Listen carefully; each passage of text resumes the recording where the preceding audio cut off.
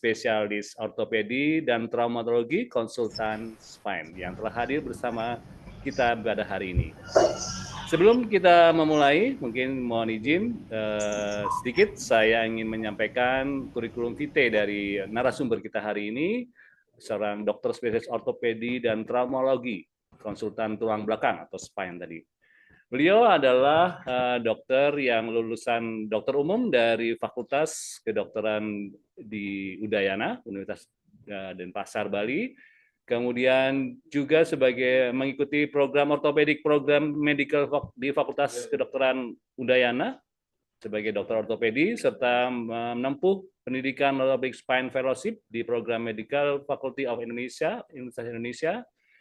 Beliau punya pengalaman dari dokter umum di Bali, kemudian terakhir beliau saat ini adalah aktif dan bekerja mengabdikan ilmunya di Rumah Sakit IMC Pekayon. Demikian mungkin kurikulum vitae yang bisa kami sampaikan. Kita mungkin langsung saja kita menyapa dulu dengan Dr. Imade Badistiawan. Kami panggilnya Dr. Badi nih. Selamat pagi dok, apa kabar Dr. Badi? Selamat pagi, terima kasih sudah hadir dan berkenan sharing pada hari ini ya dok. Iya, mungkin kita santai saja Bapak Ibu, nanti ada pemaparan dari Dr. Badi dan nanti akan dilanjutkan tentunya dengan bincang-bincang dan mungkin diskusi, ada pertanyaan, silakan Bapak Ibu yang telah hadir menyiapkan pertanyaannya. Beberapa pertanyaan tentunya akan kami sampaikan kepada Dr. Badi dan mungkin nanti kita juga ada pertanyaan langsung Dr. Badi secara live, nanti beliau akan bertanya kepada Dr. Badi. Baik, tanpa berpanjang lebar, saya serahkan ke Dr. Badi di sesi pertama ini untuk menyampaikan materinya. Silakan Dr. Badi. Ya, terima kasih Dr. Ari. Assalamualaikum warahmatullahi wabarakatuh. Assalamualaikum. Kepada yang terhormat Ibu Mubarakah selaku Ketua YKKBI, kemudian yang kami hormati Ibu Yunita Resmi Sari selaku Sekretaris YKKBI, dan yang kami hormati Bapak Ahmad Rayadi selaku Bendahara YKKBI, dan seluruh peserta dari acara ini, Bapak Ibu pensiunan YKKBI, terima kasih atas undangannya untuk memberikan sedikit materi tentang kesehatan. Mudah-mudahan dari materi ini dapat memperbaiki ataupun lebih membantu kesehatan Bapak Ibu sekalian.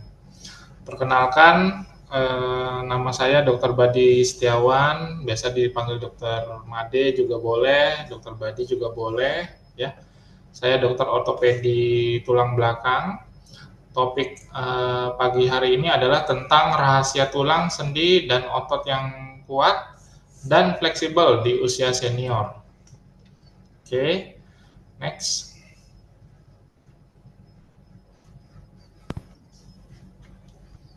Next. Nah, pada dasarnya mungkin Bapak Ibu sudah mengenal tubuh sendiri, ya. Sebenarnya di badan kita ini banyak bagian-bagian tubuh kita yang secara fungsi membantu kehidupan kita sehari-hari. Mulai dari rangka atau tulang yang kita sebut mulai dari kepala sampai ujung kaki ada namanya sendiri-sendiri ya. Kemudian di tulang tersebut juga ada sendi, di luar tulang juga menempel bagian-bagian otot, di mana nanti fungsinya akan saya jelaskan. Dan di dalam tubuh kita juga terdapat berbagai macam organ, ya. Nah, tapi yang kita bahas bukan organ dalam, tapi lebih kepada tulang, sendi, dan otot. Next. Nah, apa sih fungsi tulang? Mungkin Bapak Ibu sudah ada yang tahu, ya. Tulang itu tidak semata-mata bekerja sendiri, dia sebagai tempat perleketan otot. Jadi kalau ada otot, dia nempelnya di tulang, ya. Kemudian tempat penyimpanan mineral. Jadi mineral-mineral seperti kalsium, magnesium itu tersimpan di dalam tulang.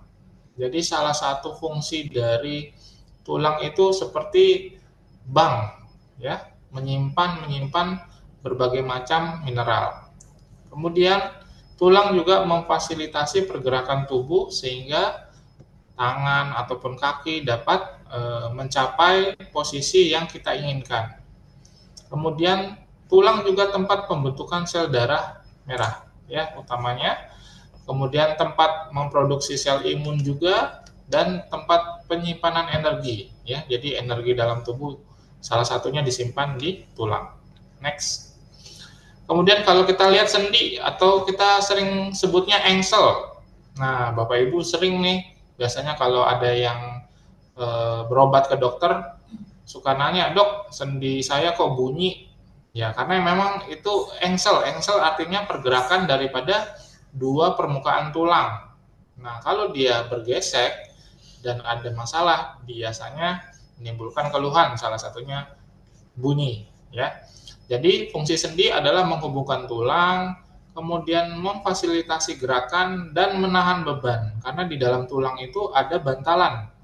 Di dalam sendi itu ada bantalan, contohnya kayak di tulang lutut, ya. Jadi dia bisa menahan beban. Oke, next. Nah, fungsi otot tadi sudah saya sebutkan sedikit, alat gerak aktif. Jadi kalau kita mau bergerak tanpa adanya otot, kita nggak bisa bergerak. Contohnya bicep di tulang lengan, ya. Kalau kita mau bergerak, menggerakkan siku nih, bicep harus kontraksi dulu, karena kalau nggak kontraksi dia tidak bisa nekuk dan menghasilkan gerakan, kita sebutnya fleksi, ya. Kemudian menjaga postur dan keseimbangan. Maksudnya gimana? Analoginya kalau ada kemah, kita mau camping, kita mau pasang tenda. Tenda itu kan nggak cuma tiang, pasti ada talinya. Nah, untuk menahan biar si tiangnya tidak bergerak, kita harus pasang tali pancangnya. Nah, otot ini juga sama. Untuk menahan posisi tubuh, postur, keseimbangan, si otot ini juga akan mengatur posisi sehingga tidak gampang jatuh, jadi lebih seimbang. Ya, next. Nah, dari semua bagian tersebut, ada tulang, ada sendi, ada otot, akhirnya menimbulkan kerjasama dan menghasilkan pergerakan, di mana otot akan berkontraksi, kemudian menarik tulang, sehingga terjadi gerakan. Paling simpelnya misalnya di siku tadi bisa kita lakukan menekuk atau flexion, atau meluruskan siku atau extension, ya. Di mana tarikan ini terjadi pada titik otot menempel. Jadi kalau ototnya menempel di sendi yang berbeda, gerakannya juga bisa berbeda, ya. Oke, next.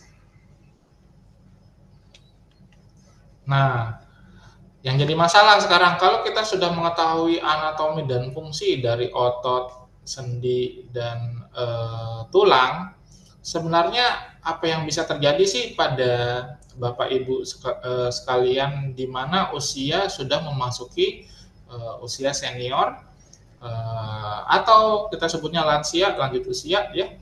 Yang paling sering yang saya temukan sebenarnya banyak, ini yang paling sering saya temukan. Pertama, osteoporosis, ya. Osteoporosis atau kita sebutnya pengeroposan tulang. Nanti saya jelaskan. Osteoartritis atau pengapuran, ya, pengapuran di sendi, patah tulang. Nah, biasanya diikuti oleh osteoporosis. Tulangnya keropos sehingga kalau ada trauma yang sifatnya minimal bisa terjadi patah tulang. Kemudian tendinitis atau bursitis, ini biasanya radang di sekitar sendi. Nah, ini juga bisa terjadi. Contoh paling sering di bahu, suka sakit atau kaku saat menggerakkan bahu baik kanan ataupun kiri. Kemudian sarkopenia atau massa ototnya berkurang, dan kram otot. Ini biasanya ditanya sama pasien-pasien saya yang lansia, "Dok, kalau malam kok betis saya suka ketarik." Nah, itu kita sebutnya kram otot, ya. Oke, saya jelaskan. Next. Nah, osteoporosis ini terjadi biasanya paling sering pada wanita yang mengalami menopause. Jadi kalau misalnya ibu-ibu di sini yang sudah menopause akan mengalami yang namanya pengeroposan tulang atau osteoporosis.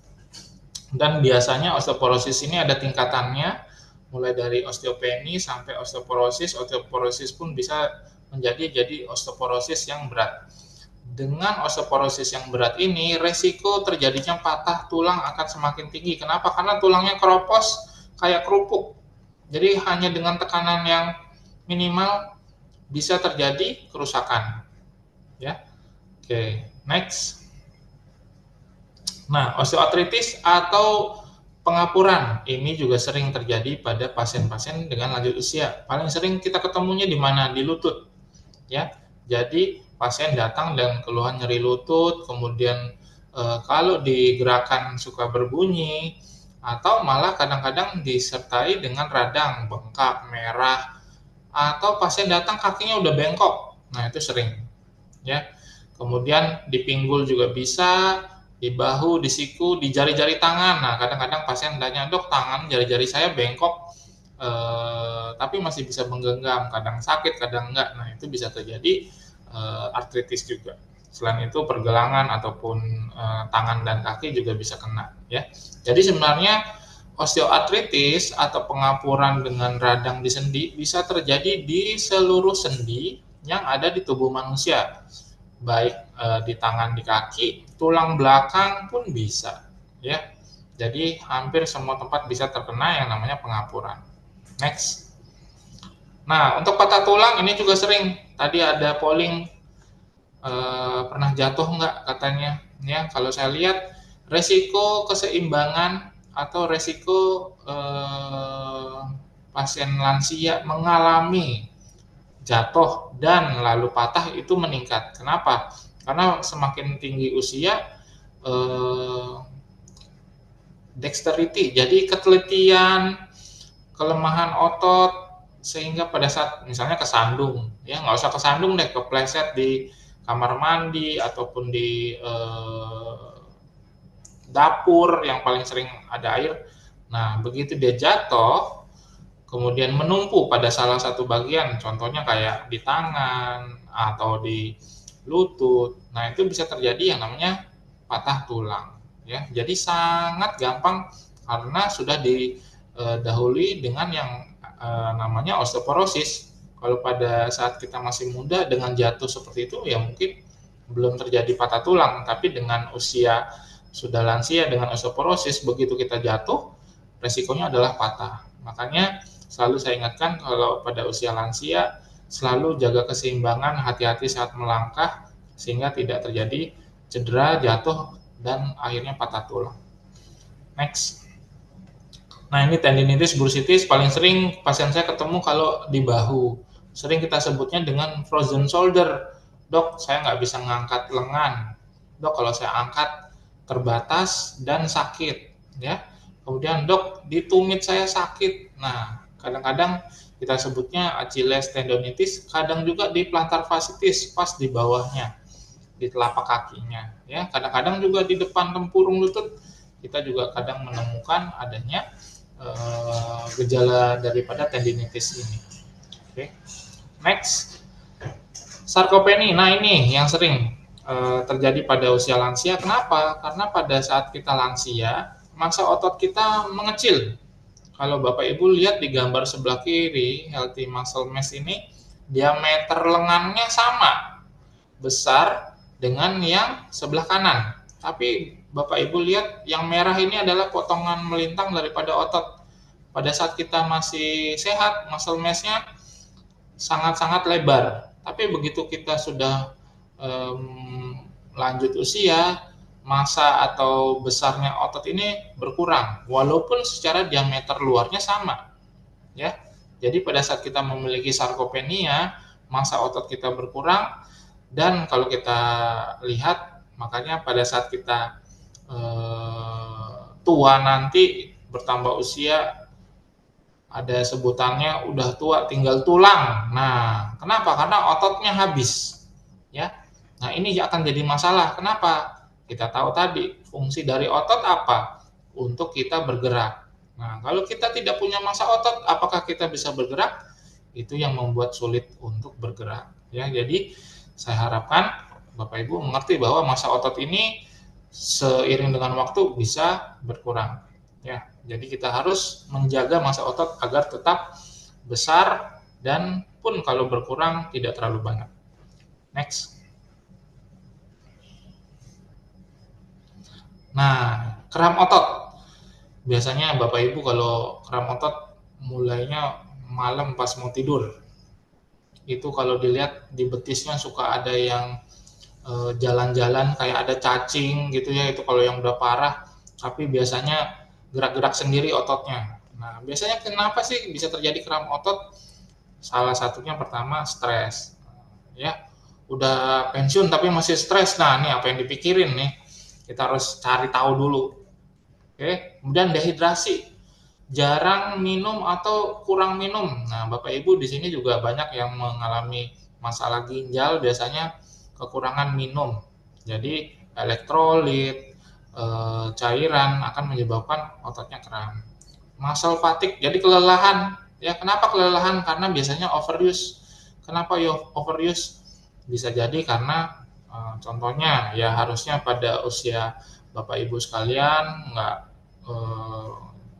perlu jalan sampai jauh, dipakai jauh-jauh karena lagi happy jalan-jalan nih sama teman-teman pensiunan yang lain, lagi jalan-jalan, pulang-pulang kakinya kram. Nah itu ya hati-hati, harus pemanasan yang baik dulu sebelum kita jalan-jalan ya, nggak cuma olahraga, jalan-jalan pun harus ada pemanasan ya. Nah makanya yang di bawah sebutannya not stretching enough, jadi pemanasannya kurang ya. Kemudian olahraga yang terlalu berat. Nah, misalnya contohnya apa? Ada tuh pasien saya yang sudah pensiun, kerjaannya main bulu tangkis sampai tengah malam. Nah, siapa Bapak Ibu di sini yang suka main bulu tangkis sampai tengah malam? Ya, jadi main bulu tangkis yang harusnya malamnya bobo tidur, ini malah main bulu tangkis ya. Nah, jadi jangan berlebihan kalau olahraga ya. Atau olahraganya di panas-panas ya, kalau saya rasa sih panas-panas jarang nih ya, kecuali masih bocil ya. Kemudian elektrolit ya ini termasuk dari dehidrasi, atau diem dalam posisi monoton terlalu lama. Nah Bapak Ibu, biasanya ibu-ibu nih nonton drama Korea nggak selesai-selesai seriesnya ditonton dari pagi sampai malam. Nah jangan ya, jadi harus bangun dulu, harus jalan dulu, jangan duduk di sofa sampai seharian. Nah itu nanti bisa bikin kakinya kram ya. Alkohol ataupun obat-obatan, nah ini juga beberapa hal yang menjadi masalah, mungkin bisa ditanyakan pada pasien-pasien kontrol rutin penyakit dalam atau jantung, ada nggak obat-obat tertentu yang bisa menyebabkan kram otot ya. Next. Nah, dari beberapa masalah tersebut yang paling sering saya temui dan mungkin Bapak Ibu di sini ada yang memiliki hal yang sama, yang paling penting adalah mencegah ya. Kalau kita memiliki masalah tersebut, jangan sampai terjadi. Kalaupun sudah terjadi, nanti kita pasti sarankan diobati. Nah, gimana caranya kita mencegah hal-hal tersebut? Oke, next. Pertama, postur yang baik. Ya, ini biasanya akan jadi masalah pada saat kita tua. Kenapa? Postur kita sembarangan. Paling gampang kita ngelihat handphone ya. Biasanya Bapak Ibu kalau udah pensiun di rumah aja scroll TikTok, scroll Instagram sampai berjam-jam, lehernya yang sakit ya. Kemudian ngambil barang. Nah, biasanya tapi kalau buat Bapak Ibu lansia nih bukan ngambil barang, gendong cucu biasanya. Gendong cucunya sambil bungkuk. Nah, akhirnya pinggangnya encok, sakit ya. Jadi harus hati-hati pada saat ngambil barang ataupun gendong cucu mesti jongkok. Ya cuman masalahnya kalau ibu-ibu jongkok lututnya sakit dok, gitu katanya. Nah ini masalah juga, udah lutut sakit, ibu nanti nambahin pinggang sakit dengan bungkuk. Jadi hati-hati ya. Pada saat tidur juga ini banyak juga yang bertanya, dok postur yang baik sebenarnya gimana? Sebenarnya postur yang baik postur yang baik berasal dari kasur atau alas tidur yang baik dulu ya. Jadi kalau kita kasurnya cukup keras, rata, datar, nah itu akan memberikan postur badan kita yang baik. Tapi kalau terlalu empuk mau tidur lurus miring itu pasti badan posturnya nggak bagus ya. Jadi usahakan tempat tidurnya yang baik. Nah ini angkat beban yang saya bilang tadi ya, gendong cucu nih paling sering. Saya udah sering beberapa kali ketemu pasien-pasien saya yang punya, apalagi cucunya banyak, udah cucunya banyak, gemuk-gemuk pula, semua digendong satu-satu. Kalau gendong nggak boleh bungkuk, ngambil barang di rumah nggak boleh bungkuk. Saya juga banyak ketemu bapak ibu yang sudah pensiun, di rumah cuma tinggal berdua, anaknya udah pisah rumah. Saya tanya, kalau ngangkat apa-apa siapa? Ya ngangkatnya sendiri. Akhirnya kayak ngangkat galon, ngangkat cucian dengan postur yang salah, ngangkatnya salah, akhirnya terjadi gangguan, baik bisa di lutut, bisa juga di pinggang. Ya, next. Nah, istirahat yang cukup. Siapa di sini Bapak Ibu yang tidurnya 7 sampai 9 jam untuk seusia Bapak Ibu? Pasti biasanya ada masalah. Dok, saya kalau tidur susah. Sekalinya tidur cepat bangunnya, ya. Atau dok, saya bisa tidur, tapi tengah malam bangun, habis itu nggak bisa tidur lagi. Atau dok, saya tidur, tapi siang tidur, malam juga tidur. Nah, kalau digabung itu 7 sampai 9 jam, Dok. Nah, ada yang kayak gitu tuh. Ya, kenapa? Karena semakin bertambahnya usia, badan kita bioritmenya juga berubah. Jadi kadang-kadang waktu tidur atau istirahat pada Bapak Ibu yang sudah lansia biasanya nggak cukup. Ya, tapi usahakan 7 sampai 9 jam itu adalah lama istirahat yang cukup untuk usia Bapak dan Ibu. Ya, apalagi tadi yang main badminton sampai tengah malam. Pasien nanya ke saya, dok, abis main badminton kok saya nggak bisa tidur? Teman saya bisa tidur. Ya gimana, orang harusnya tidur, Bapak malah main badminton, jadinya badan masih panas, mau tidur ya pasti susah. Ya, next. Nah, ini juga stres ya. Kalau udah pensiun biasanya harusnya nggak stres, ini kok malah stres pensiun. Nah, apa yang terjadi ya? Biasanya stres ini akan mempengaruhi fisik kita, akan mempengaruhi kondisi tubuh kita, ya. Termasuk salah satunya otot, ya. Otot-otot ini begitu kita stres, dia akan spasme, nyeri, ya. Paling sering spasme di daerah leher, pundak, bahu, belikat. Nah, jadi kalau misalnya memiliki stres, orang paling sering nyerinya di sekitar sana, ya. Kadang-kadang juga bisa sakit kepala. Jadi kalau kita punya stres, harapannya adalah untuk melakukan relaksasi apapun tekniknya, ya. Selalu kita sarankan kalau bisa ada orang atau ada pasangan yang bisa kita share, yang kita bisa ajak ngobrol, ya. Kemudian luangkan waktu untuk melakukan kegiatan sesuai hobi, ya, pikiran positif, dan biasanya ibadah, ya. Banyak biasanya pasien-pasien saya yang lansia tiap tahun rutin umroh, nah itu juga boleh, ya. Dan yang paling bermanfaat juga adalah olahraga. Nah itu bisa mengelola stres sehingga tidak mempengaruhi otot-otot kita spasme, malah bikin sakit, bikin tegang, susah untuk aktivitas. Next. Nah ini, berjemur di bawah sinar matahari pagi. Tadi kalau saya lihat sih kebanyakan pada berjemur ya. Nah pertanyaannya, jemurnya jam berapa?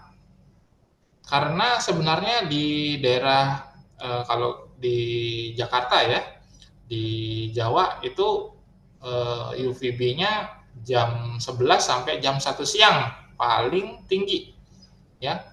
Jadi kalau kita mau berjemur sebenarnya yang paling baik ya antara jam 11 sampai jam 1, tapi biasanya udah keburu panas. Nah, apakah di jam sebelum itu tidak ada UVB? Ada, tapi tidak terlalu banyak. Nah, jadi boleh misalnya Bapak Ibu mau berjemur jam 7, jam 8, jam 9 ya. Boleh ya. Jadi biasanya cukup 20 sampai 25 menit, ya paling enggak seminggu 2 sampai 3 kali sudah cukup. Kalau mau setiap hari juga boleh ya. Jadi sembari jalan, sembari olahraga, jemuran juga.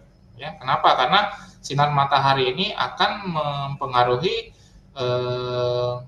vitamin D yang ada di tubuh kita yang tadinya tidak aktif menjadi aktif sehingga bisa membantu penyerapan kalsium. Ya, next. Nah, untuk olahraga sebenarnya banyak ya. Olahraga yang kita sarankan sesuai usia, begitu usia lansia kebanyakan olahraganya sifatnya yang aerobik ya. Jadi yang kayak lari, berenang, atau sepeda itu penting. Tapi nggak kalah pentingnya adalah olahraga mencegah sarkopeni tadi ya, mencegah agar massa ototnya tidak berkurang dengan apa? Dengan angkat beban ya. Jadi kalau misalnya Bapak Ibu hanya berolahraga dengan kardio saja, massa ototnya akan tetap berkurang, tapi otot jantungnya tetap kuat. Sedangkan kaki, tangan nggak kita latih. Jadi ada baiknya weight training, jadi angkat beban. Misalnya punya barbel di rumah, boleh sembari lari, sembari misalnya jogging, bawa barbel, pegang di kedua tangan, sambil digoyang-goyangin. Nah, itu juga kita anggap sudah weight training, ya. Dan rata-rata olahraga berapa kali? Hampir kalau bisa setiap hari Bapak Ibu olahraga ya. Kalaupun tidak bisa setiap hari, memang minimal 5 kali sehari, 5 kali seminggu, 30 menit setiap kali latihan.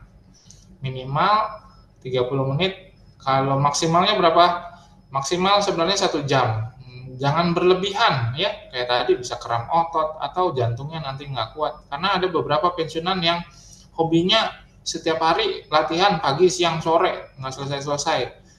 Malah overtrain bisa menyebabkan gangguan nanti. Jadi harus ada rest atau istirahat. Ya, next. Nah ini makan makanan. Dan saya rasa Bapak Ibu di rumah semakin usia bertambah, makannya makin malas, asal masuk aja, asal kenyang, dan kadang-kadang pun makanannya dianggap bergizi, tapi jumlahnya berkurang. Nah, ini kalau misalnya kita memiliki usia sudah lanjut, selalu saya sarankan makan dan minuman tinggi kalsium, contohnya kacang kedelai, tahu, kacang-kacangan, susu, sayuran hijau, ikan, ya. Nah, itu sebagian besar makan makanan tersebut tinggi kalsium, tapi yang lain juga boleh ya, bukan berarti ini aja yang dimakan, yang lain nggak boleh, karena pada saat kita lansia yang dibutuhkan tinggi oleh tubuh kita untuk mencegah kropos dan sarkopeni ya adalah dengan makan makanan tinggi kalsium dan tinggi protein juga kalau bisa ya, seperti telur atau daging putih, daging ayam. Nah, itu juga penting ya. Next. Nah, untuk suplemen. Kenapa kita perlu suplemen? Nah, let's say kita makannya udah bagus. Makan sehari-harinya nutrisinya baik. Tapi dengan seiring usia, penyerapan nutrisi di tubuh kita melalui usus itu berkurang. Sehingga dosis yang diperlukan untuk kebutuhan vitamin-vitamin yang ada di badan itu tidak tercapai. Makanya pada saat kita usia lanjut, saya sarankan Bapak Ibu tetap konsumsi suplemen sehingga kebutuhan hariannya tercapai. Ya, biasanya pada saat usia lanjut terjadi defisiensi kalsium dan vitamin D, di mana kebutuhan vitamin D untuk orang dewasa ataupun lanjut kurang lebih 1000 unit per hari ya. Kalau nanti sudah lansia dan ada defisiensi, kita bisa, apalagi osteoporosis, kita bisa naikkan sampai 5000 unit per hari ya. Untuk kalsium biasanya sampai 1200 mg per hari, dan pada saat kondisi tertentu bisa kita tingkatkan sampai 2 atau 3 kalinya ya. Jadi kalau misalnya Bapak Ibu pernah medical check up, kemudian ngecek kalsium ataupun vitamin D-nya, ternyata kurang, disarankan minum yang dosis tinggi. Nah, pada saat dosis tinggi, suplemen artinya dibutuhkan harian, tiap hari, selain nutrisi dari makanan. Ya, next. Nah, ini berat badan ideal. Apakah Bapak Ibu sudah tahu berat badan ideal masing-masing? Ya, sebenarnya berat badan ideal kita bisa hitung dengan BMI, tapi yang simpelnya tinggi badan dikurang 100 untuk wanita, untuk pria tinggi badan dikurang 110. Nah, itu berat badan ideal ya. Jadi dengan berat badan ideal, sendi contohnya kayak lutut ya, karena biasanya orang yang sakit sendi lutut itu berat badannya gemuk-gemuk ya, obes, sehingga nanti beban di lutut meningkat, akhirnya terjadi pengapuran. Untuk itu berat badan ini kalau bisa tetap dijaga sehingga tidak akan mempengaruhi baik tulang belakang ataupun sendi pada kaki. Next. Nah, ini banyak Bapak Ibu yang suka minum kopi nggak di rumah ya, atau makanannya maunya yang gurih-gurih, banyak garam. Ini juga dikurangi ya. Paling nggak kalau kita mau minum kopi, dosisnya tuh hanya 1 cangkir sehari ya, jangan dijadikan kayak minum obat ya Bapak Ibu, 3 kali sehari ya. Apalagi malam mau ngeronda dok, minum kopi, kopinya pakai mug gede, nah, itu bukan ngopi lagi itu ya, itu kopi diisi air, bukan air diisi kopi. Kemudian ada yang namanya matcha. Nah, ini matcha juga kafeinnya juga cukup tinggi ya. Jadi walaupun dia antioksidannya tinggi, kafeinnya juga tinggi. Kalau kita mau minum matcha kafeinnya tinggi, hati-hati, nanti melek seharian ya. Garam biasanya kalau misalnya makan yang gurih, asin, nanti Bapak Ibu yang punya hipertensi biasanya akan jadi tensinya malah naik. Nah, ini juga hati-hati ya. Next. Nah, untuk alkohol dan rokok. Nah, yang jadi masalah biasanya sih rokok nih. Ayo, Bapak-bapak, di sini siapa yang ngerokok? Masih ngerokok? Banyak ya. Jadi, rokok ini bisa menyebabkan keropos pada tulang sehingga risiko patah tulangnya lebih tinggi ya. Dan menghambat proses penyembuhannya. Jadi, udah patah susah sembuh. Kemudian kadang-kadang rokok juga akan menyebabkan gangguan di sendi. Ya, kenapa? Karena akan mengganggu peredaran darah atau vaskularisasi makanan ke sendi. Jadi tiba-tiba sendinya rusak, kayak di tulang belakang bantalannya rusak, tiba-tiba di lutut meniskusnya rusak. Nah, itu bisa terjadi akibat rokok. Jadi rokok nggak cuma di paru-paru aja ya. Nanti jangan berpikir, wah rokok paru-paru saya sehat kok, nggak ada batuk, nggak ada sesek, jadi minum ngerokok dianggap nggak ada masalah ya, tapi sebenarnya bisa aja memiliki resiko di tempat yang lain. Next. Nah, kalau sudah ada gangguan segala macam, jangan langsung takut untuk olahraga lagi ya. Biasanya kita sarankan kalau misalnya Bapak Ibu ada yang memiliki gangguan, cedera, tulang sendi atau otot, kita bisa fisioterapi dulu ya, karena biasanya pada orang tua cukup di fisioterapi untuk yang ringan, biasanya sudah kondisinya sudah pulih dan setelah itu bisa kembali untuk olahraga lagi ya. Tapi kalau misalnya kondisinya lebih serius sampai memerlukan konsultasi dengan dokter, nah bisa konsultasikan ke dokter Bapak Ibu masing-masing ya. Next. Nah, ini slide saya yang terakhir. Jadi tips untuk tulang sendi dan otot yang kuat secara umum, jangan lupa Bapak Ibu kalau misalnya duduk nggak boleh lama atau diem terlalu lama, nonton drama Korea, scroll HP, ya harus ganti posisi paling nggak 1 jam maksimal sudah ganti posisi, ya. Peregangan rutin, nah ini stretching. Nah, walaupun Bapak Ibu sendinya tidak kaku, tapi tetap harus ada peregangan. Jangan sampai nanti Ibu Bapak sudah merasa ototnya sehat segala macam. Kenapa? karena ada variabel yang kita nggak bisa tahan. Apa itu? Usia. Usia kita akan selalu nambah. Begitu nambah, biasanya akan semakin kaku. Ya, jadi harus peregangan di rutin. Kemudian penguatan otot inti atau core perut. Nah, ini biasanya akan jadi masalah nanti kalau misalnya Bapak Ibu masih ada yang kerjaannya ngangkat-ngangkat di rumah, ada bisnis lain gitu ya. Nah, hati-hati. Otot core atau otot perut ini akan membantu Bapak Ibu untuk tetap kuat dalam beraktivitas yang berat. Postur yang baik ya contohnya pada saat tadi duduk ya, jangan duduknya condong ke depan atau lehernya terlalu nunduk untuk melihat handphone, nanti akan bisa berakibat nyeri. Angkat beban tadi juga sudah saya jelaskan, jangan sampai bungkuk ya, pakai lututnya ditekuk. Bantal support, nah ini biasanya kalau Bapak Ibu lagi duduk buat leher, buat tulang belakang, kemudian buat tangan ya, buat lengan. Nah, itu selalu pakai bantal support sehingga tidak gampang sakit di sekitar persendian. Pemanasan, nah ini walaupun kita mau jalan-jalan harus ada pemanasan dulu ya. Jangan langsung jalan jauh, akibatnya nanti kram otot. Pemilihan kasur tadi sudah saya jelaskan, kalau bisa kasur yang keras, rata, dan datar. Jangan yang empuk. Bapak Ibu boleh cek di kasur di rumah nanti apakah dia melewat tengahnya ya. Kalau dia melewat tengahnya ya kemungkinan kasurnya udah rusak.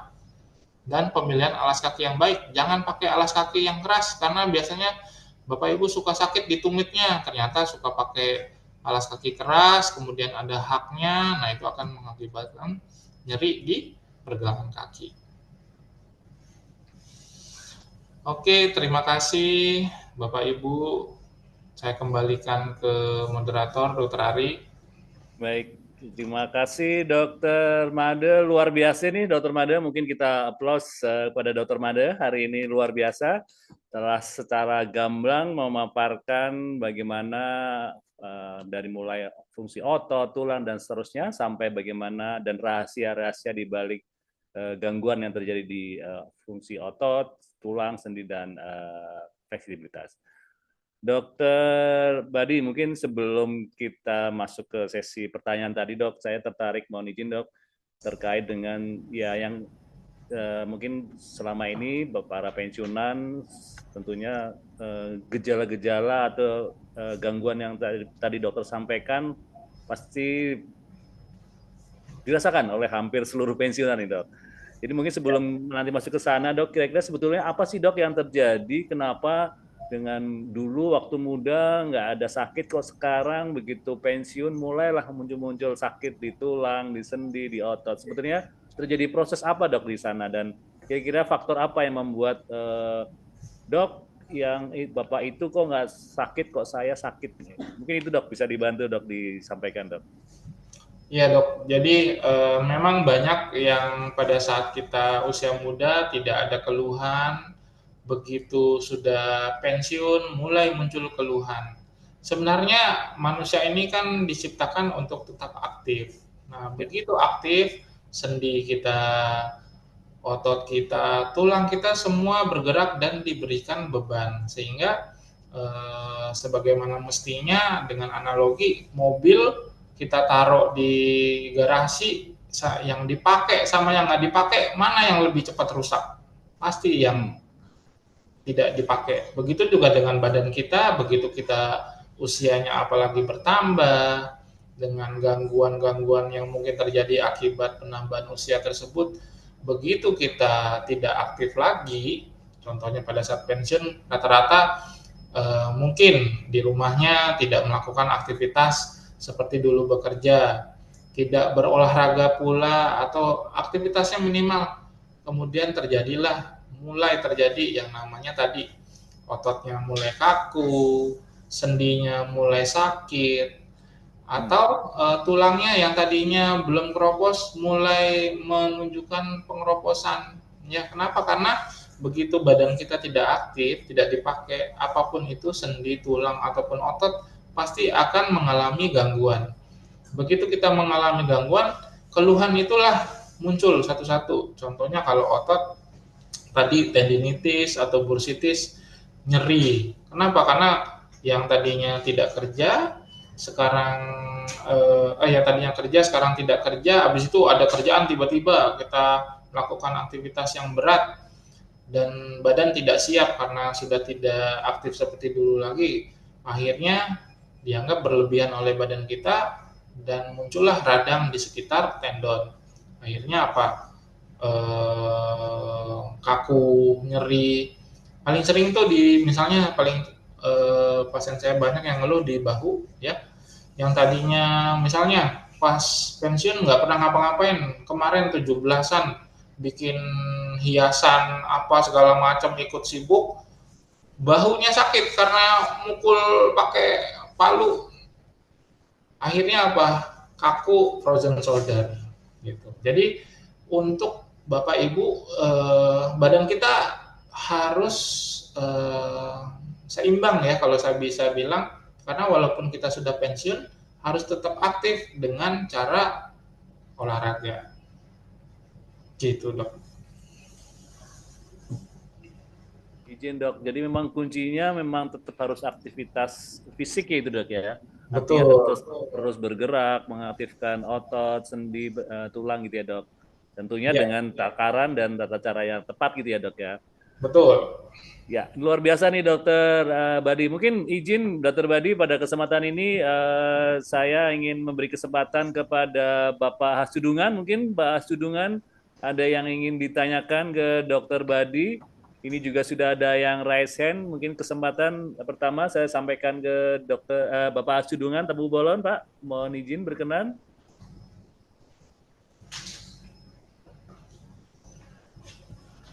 Pak Hasudungan akan mengajukan pertanyaan, Pak. Mungkin mic-nya di Belum on ya? dulu. Ya, mohon izin Pak Zudungan di unmute lebih dahulu. Baik, silakan Pak Zudungan.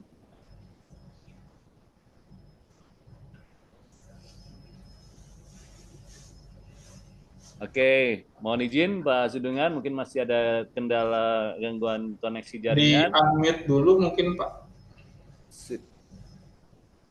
Pak Zudungan, di unmute Pak, mohon izin Pak Zudungan.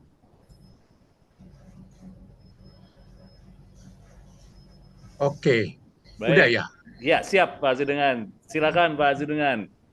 Ya, baik. Ini dari pengalaman usia 60-an saya suka lari dulu. Apa namanya 12 kilo berapa kali seminggu. Enak ke paru-paru sama jantung. Tapi setelah 1 tahun, kedua lutut saya sobek. Nah, saya pikir saya udah nggak bisa jalan.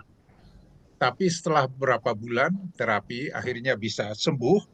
Habis itu baru saya ingat bahwasanya usia 40 ke atas menurut seorang ada bukunya mengenai kesehatan yang dia udah pemain tenis wanita udah beberapa kali mengalahkan Martina Navratilova, jadi udah bagus sekali. Dia menyarankan usia 40 ke atas jangan lari lagi, tapi jalan cepat. Jadi saya dengan teman-teman jalan cepat terus. Nah, bagus sekali. Cuman ini belakangan saya coba di gym menguatkan ini kaki dan yang otot-otot di sini semua dengan beban sedikit yang kurang untuk kaki ini, yang kurang comfortable saya rasa. Misalnya kalau tadinya saya naik tangga turun tangga ribuan anak tangga nggak ada masalah, ini sedikit ada agak nyeri sedikit. Mungkin apakah ini karena belum biasa atau lebih baik nggak usah pakai beban walaupun kecil untuk kaki. Itu pertama. Kedua, ini mudah-mudahan ada manfaatnya bagi teman-teman. Stretching. Oh, dokter yang datang ke BI, dokter olahraga seperti ini juga, mengatakan bahwasanya kalau kita lari itu berat ke kaki termasuk lutut itu beberapa kali berat badan. Jadi jangan lari lagi, itu saya kira. Nah, kemudian mengenai stretching, ini sangat penting. Di antara stretching, manfaatnya ini saya rasakan antara lain untuk eh, hampir semua otot harus di stretch. Nah, waktu muda dulu, dalam artian waktu mahasiswa, saya tak malam kena ini betis. Padahal begitu gampangnya mencegah itu dengan men-stretch betis di tangga. 3 kali aja misalnya, nggak pernah lagi ada. Dan teman-teman yang saya beritahu mengenai itu kebetulan walaupun dia kaya raya, nggak ada duit, bagi saya sekarang nggak ada artinya karena saya kram terus katanya.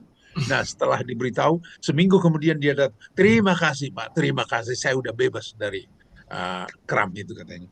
Nah, cuman ini yang paling susah diatasi adalah ini kebocoran di lumbal 345, jadi back pain. Tapi terakhir saya nemukan juga dari teman-teman juga, puji Tuhan, itu di samping posisi stretching pakai Sphinx posisi sama Cobra, satu lagi yang sangat penting, mudah-mudahan bisa menolong teman-teman ini. Saya sudah beritahu juga ke fisioterapis di Bank Indonesia, yaitu child push namanya. Child push. Jadi ini yang belakang ini, bagian badan belakang ini di push ke sini. Wah, itu bagus sekali. Yang tadinya suka ada kadangkala listrik di paha saya, hilang sama sekali. Mudah-mudahan ada manfaatnya. Terima kasih dok, terima kasih. Ya. Pak Sudungan, luar biasa sharingnya juga nih Pak Sudungan. Stretching dok, mungkin kuncinya Dokter Made, mungkin ada komentar tadi Ya. sharing dari Pak Sudungan dan Jadi pertanyaan Pak Sudungan. terima kasih Pak Hasudungan. Jadi ini testimoni nyata ya, dari gerakan stretching itu sangat-sangat memang berguna di usia Bapak. Di mana ini saya bahas stretching dulu. Sebenarnya stretching ini adalah hal yang wajib kita lakukan. Mau dia aktivitas, mau dia olahraga.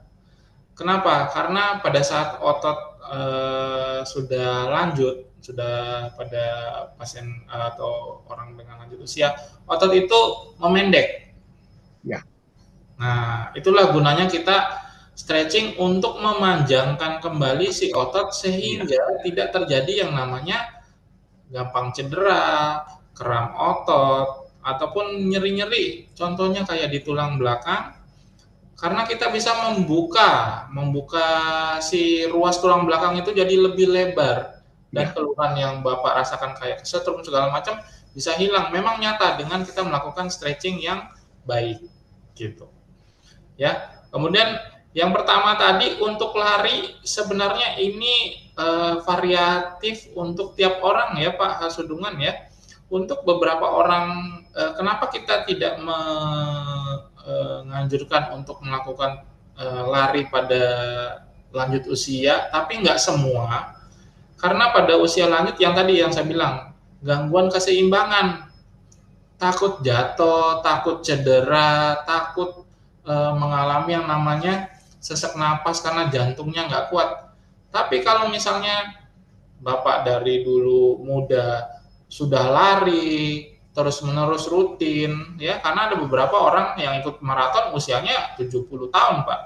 Jadi memang dikembalikan lagi dengan kondisi badan masing-masing. Kalau misalnya memang tidak terbiasa lari, jangan dipaksa, jogging saja atau jalan cepat.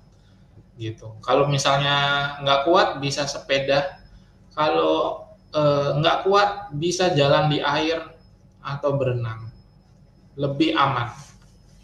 Begitu. Baik, terima kasih Dokter Badi.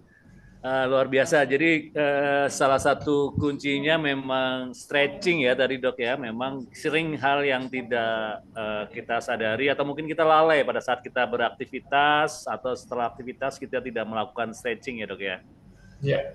Baik, Pertanyaan saya tadi mengenai kaki, saya di gym saya lakukan begini dengan sedikit beban di kaki itu bagus atau enggak?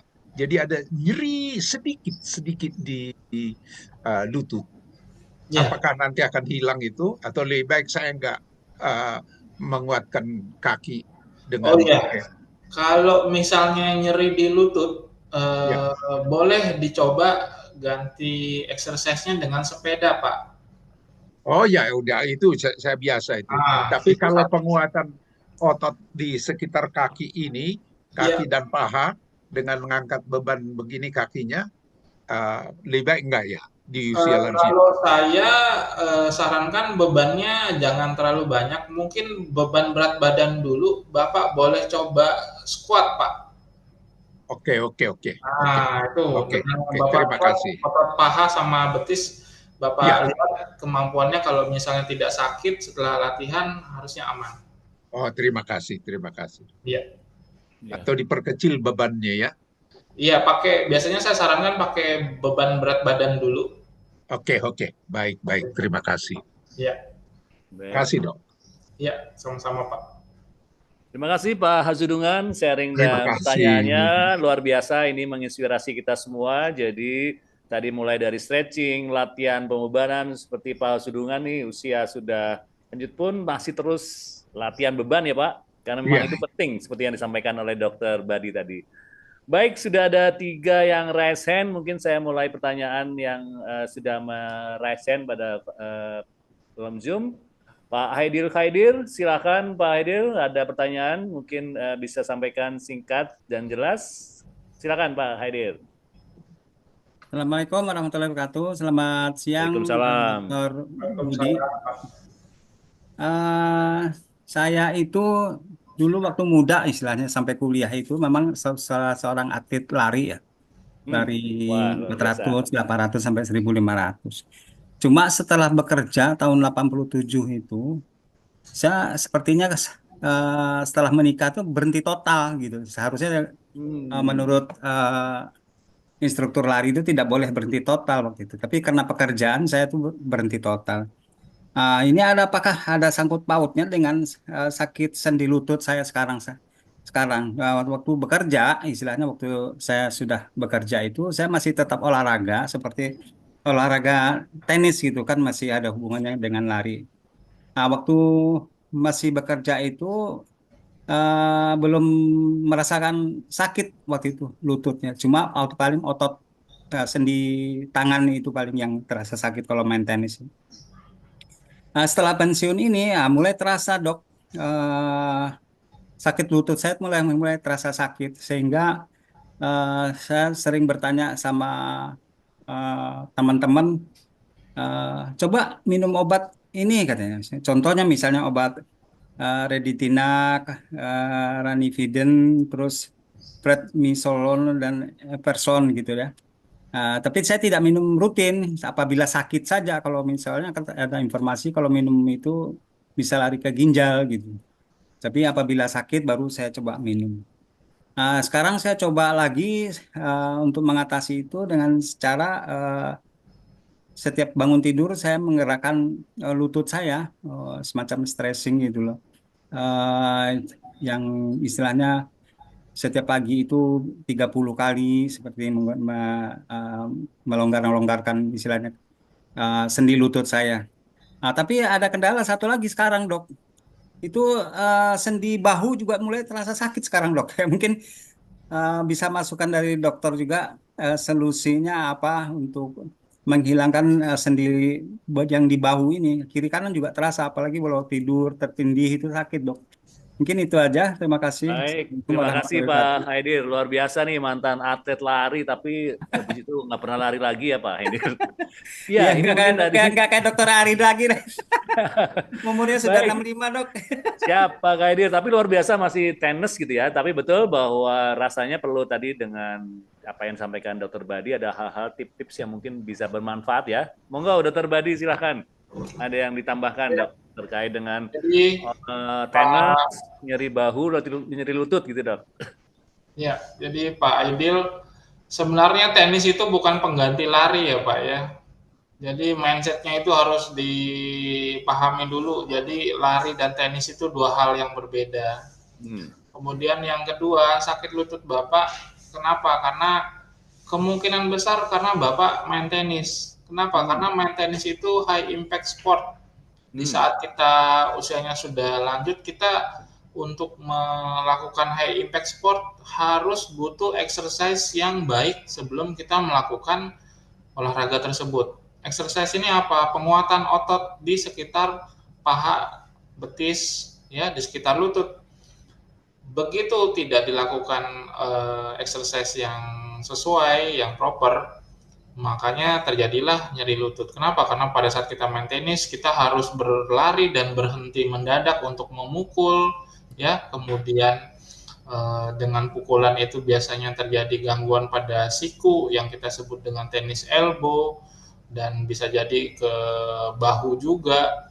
Jadi yang jadi masalah sebenarnya, kalau misalnya Bapak mau hilang sakit lututnya, Bapak stop tenis, Pak. Nah, pertanyaannya apakah Bapak mau stop tenis? Ini dia. Nah, gimana Pak? Bapak mau stop tenis atau mau lanjut? Kalau mau lanjut, saran saya, Bapak mulai latihan untuk menguatkan otot di sekitar paha dan betis. Contohnya apa tadi? Seperti Pak Hasudungan sudah saya jelaskan, sepeda Pak. Naik sepeda statis ya, rutin. Itu. Kalau misalnya Bapak sudah naik sepeda masih belum cukup, boleh ditambah dengan latihan beban pakai mesin di tempat fitness atau gym. Ya. Jadi memang pilihannya kalau kita sudah lanjut usia, high impact sport ini akan memiliki resiko cedera yang besar. Makanya tadi Pak Hasudungan kalau saya bilang, kenapa kita nggak boleh lari? Karena resiko cederanya juga tinggi. Ya, jadi kalau misalnya Bapak sekarang main tenis, terus sakit lututnya, ya wajar Pak, karena usia Bapak tidak muda lagi, kekuatan otot Bapak tidak sama, dan Bapak melakukan high impact sport. Tapi biasanya pasien akan ngomong ke saya, tapi kan saya udah lama mainnya dok. Nah ini dia lagi, usia kita nambah, otot kita juga tidak dikuatkan dengan baik. Sama kayak orang main bola, apakah dia latihannya nggak ada penguatan kaki? Pasti ada. Main tenis juga sama. Jadi harus ada penguatan, harus ada stretching yang baik, ya, sebelum kita lakukan olahraga. Pertanyaan saya, Bapak pemanasan nggak sebelum main tenis? Pemanasan dok, Apa? ya lari-lari kecil dulu, terus peregangan gitu aja. Kakinya lupa tapi Pak. Jadi Bapak harus duduk di bawah, tarik-tarik ototnya. kakinya, gitu ya Pak ya? Ya, Nah itu juga penting, gitu. Jadi jangan sampai kita lupa bahwa olahraga yang kita lakukan itu cukup berat, jadi persiapannya juga harus bagus. ya dok, terima kasih banyak Pak dok. Adil. Masalah obat gimana dok? Itu nggak apa-apa Pak? Itu yang tadi saya Waduh, sampaikan. jangan Pak, itu isinya steroid dan segala macam, ya. Buat saya nanti malah tambah masalah ginjal, lambung. Lebih baik Bapak penguatan otot yang baik, pemanasan yang baik, Bapak masih lanjut main tenis. Atau Bapak nggak usah main tenis sama sekali, Pak. Siap. Ya, Siap, tadi siap. izin Dokter Badi. Tadi mungkin Dokter Badi sudah menyebut selain penguatan otot juga ada latihan beban ya dok. Jadi memang ini mungkin sedikit merujuk kepada pertanyaan Pak Jainal Abidin nih dok tadi, bahwa bertambah usia kok masa ototnya semakin susut. Dan ini saya menyambungkan dengan tadi dokter juga telah menyampaikan mengenai sarkopenia nih. Ini sekarang sedang ramai ya dok mengenai sarkopenia. Sebetulnya apa sih yang disebut sarkopenia tadi dok, dan apa kaitannya dengan bagaimana mengantisipasinya, yang juga ramai sekarang dok, usia lansia masa disuruh latihan beban? Nah ini dok pertanyaan yang mungkin disampaikan tadi kolom chat. Silakan Dokter Badi. Jadi sarkopenia itu terjadi penyusutan massa otot seiring dengan usia, ya. Jadi memang nature badan kita, ketika badan kita nggak dipakai, contohnya salah satunya otot ataupun tulang, ya, ataupun mata, telinga, ya, paru-paru kayak tadi contohnya sangat sudah jelas. Kalau kita lari, paru-paru kita rasanya lega. Kenapa? Karena dipakai untuk bernafas, exercise. Jantung juga kita sama, nggak gampang sesek.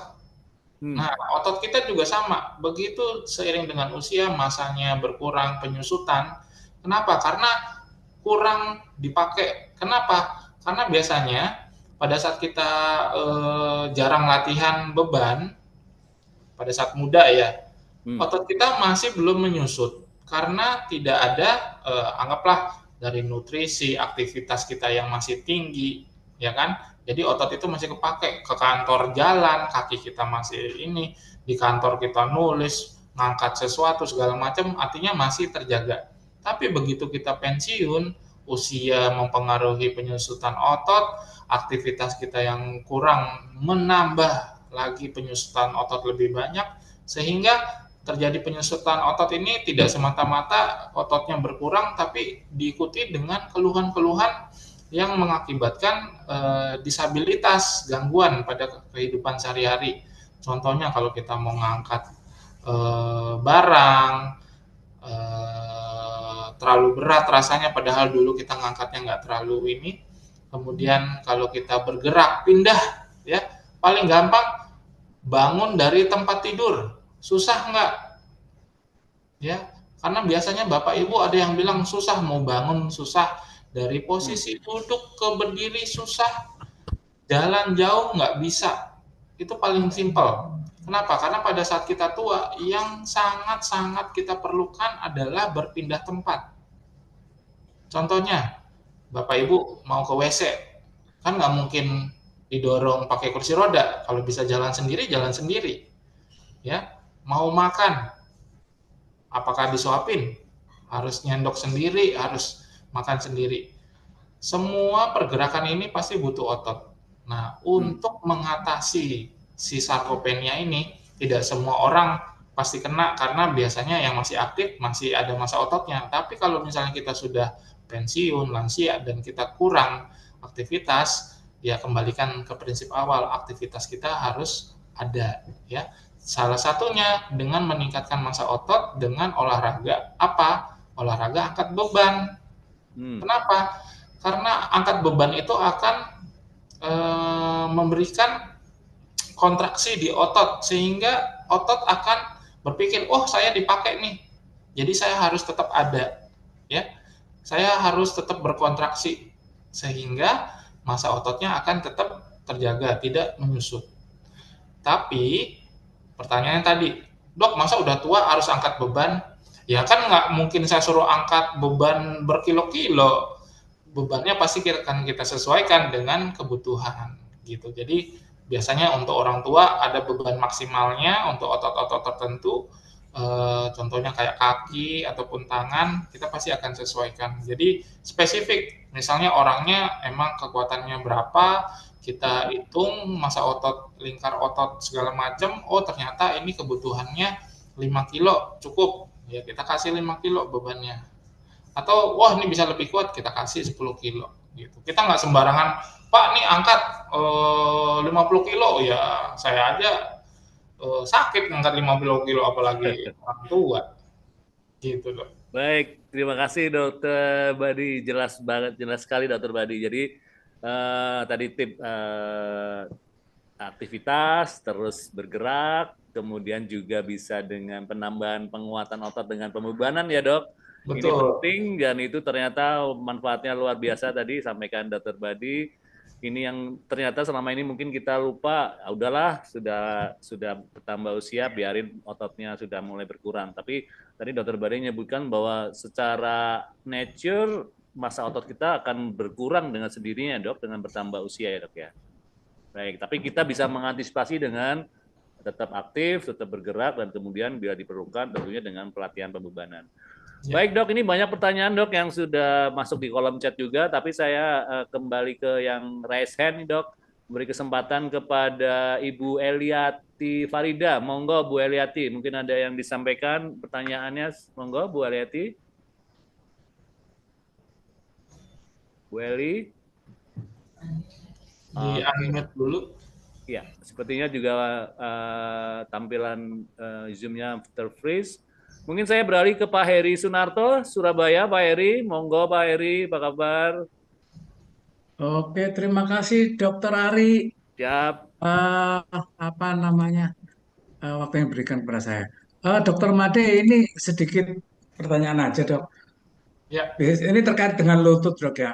Nah biasanya kalau kita olahraga ya, terus terakhir-terakhir setelah pemanasan mau mau penutupan itu kan biasanya pegang lutut terus diputar-putar kan lutut ya dok ya, diputar. Nah itu sering dari waktu kita mulai awal mungkin dari SD sampai mungkin sekarang itu dilakukan seperti itu gitu ya.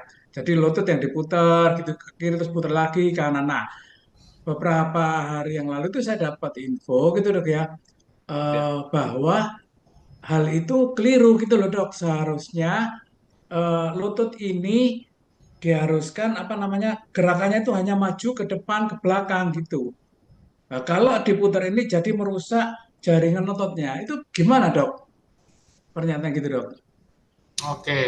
Oke, Jadi itu sebenarnya gerakan stretching, Pak. Ya, ya, jadi gerakan stretching, kalau kita sebutnya gerakan stretching dynamic. Nah, pada oke, saat kita mau melakukan gerakan stretching dynamic itu sebaiknya dilakukan sebelum berolahraga, bukan ya. setelah berolahraga, Oh ya, oke, oke. gitu ya. Ah, Jadi pada saat kita mau lari, oke, jogging, ya, mau bulu tangkis, mau ya.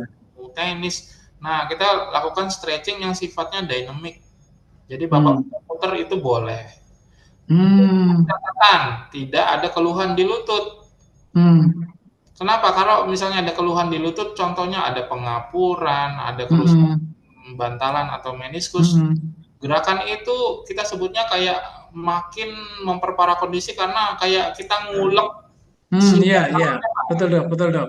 Nah, gitu. Jadi kalau nggak ada keluhan sebenarnya nggak masalah. Oh, Tapi itu gitu dok ya. dilakukan sebelum aktivitas. Iya, betul betul ya maksudnya gitu Nanti dok. setelah aktivitas, misalnya kayak Hmm. lari, Oke, jogging, baru oke. gerakannya kayak lututnya ditekuk ke depan, ya, Hmm, ke belakang, ke samping, kanan, kiri. Nah, hmm, itu yang hmm, statik. Itu baru hmm. dilakukan setelah exercise, Setelah olahraga. exercise. Oke, oke. Gitu. Ya, ya sementara itu. Matur nuwun dok Ya, informasinya nggih. sama-sama Pak Oke, Heri. oke. Baik, Pak Heri, terima kasih Pak Heri. Iya Mungkin dok.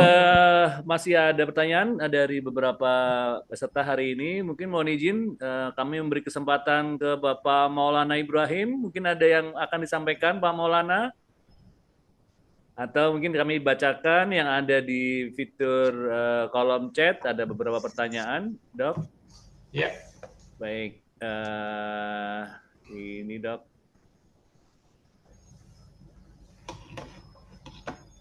Di kolom chat ada beberapa pertanyaan, Dok. Ini terkait dengan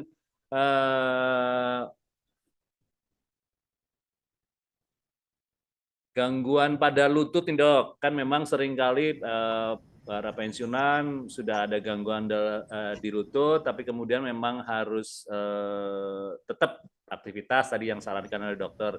Ini mengenai penggunaan deker pada lutut, Dok. Ini apakah memang betul bisa membantu mengurangi atau seperti apa ya, Dok? Mungkin ini mohon pencerahan dari dokter mengenai penggunaan deker pada lutut pada saat kita olahraga. Silakan, Dok. jadi deker lutut ini kadang-kadang pada saat kita melakukan aktivitas tidak cuma karena pengapuran, karena cedera pun kita boleh menggunakan ya. Tapi ada baiknya pertama sebelum kita melanjutkan olahraga kita tahu kerusakan sendi kita sejauh mana. Artinya berobat dulu dan setelah kita tahu baru kita tentukan apakah ini masih boleh berolahraga atau tidak. Jangan sampai kita tetap olahraga dengan pikiran, wah kita pakai deker lutut biar aman.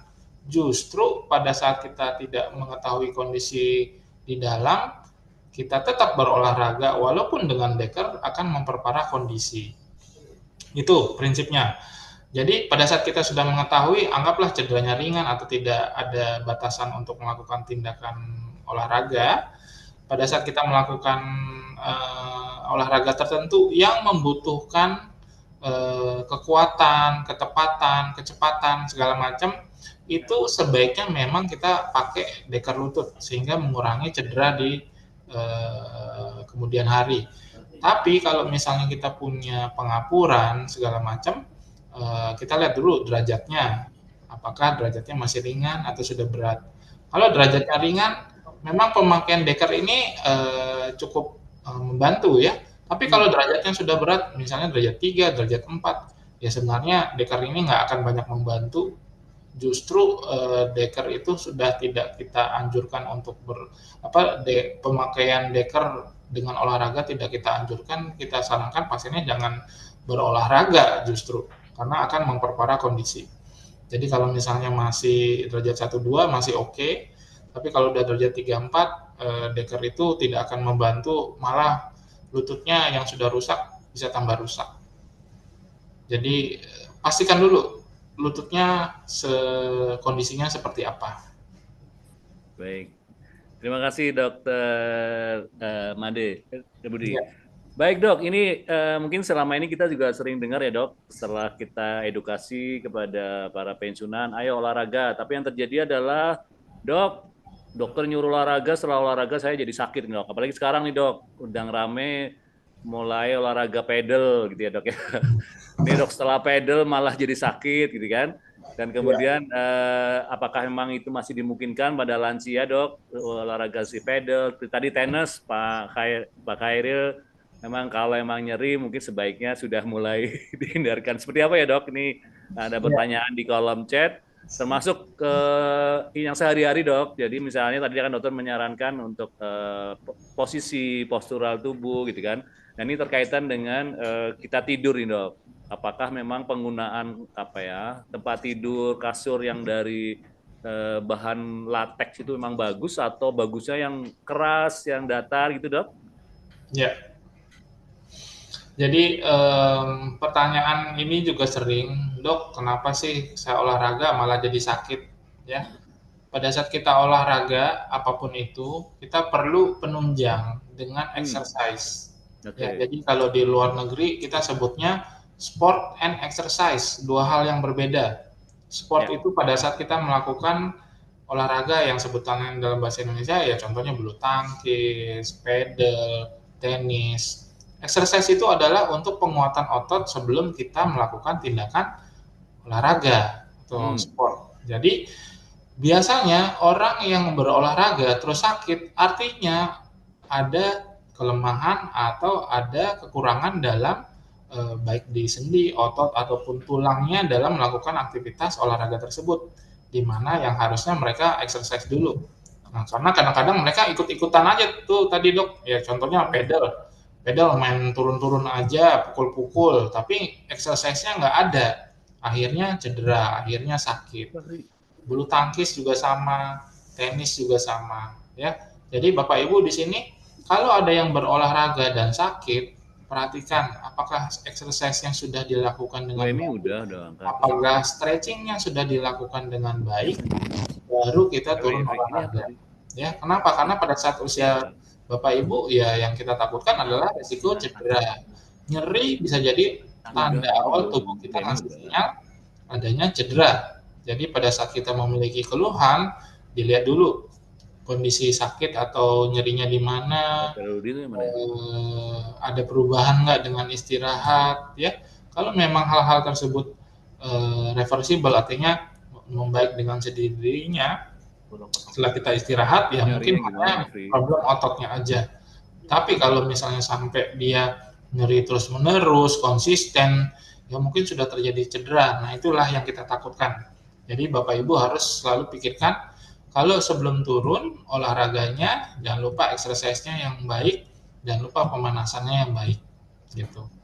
Ya. Terus yang kedua, tempat tidur sebenarnya simple aja dok, yang murah ya kayak orang Jepang tidur di lantai, kasih bantalan kayak kita bilangnya kasur padang lah, yang tipis, udah itu udah cukup seperti kita tidur di kasur latex atau kasur ortopedi yang mahal. Tapi kalau kita prinsip, kenapa kita butuh tempat tidur yang rata, datar, dan cukup keras, agar otot-otot dan alignment dari tulang belakang pada saat kita tidur bisa kembali normal lagi. Kenapa? Karena pada saat tempat tidurnya meleot, badan kita berubah.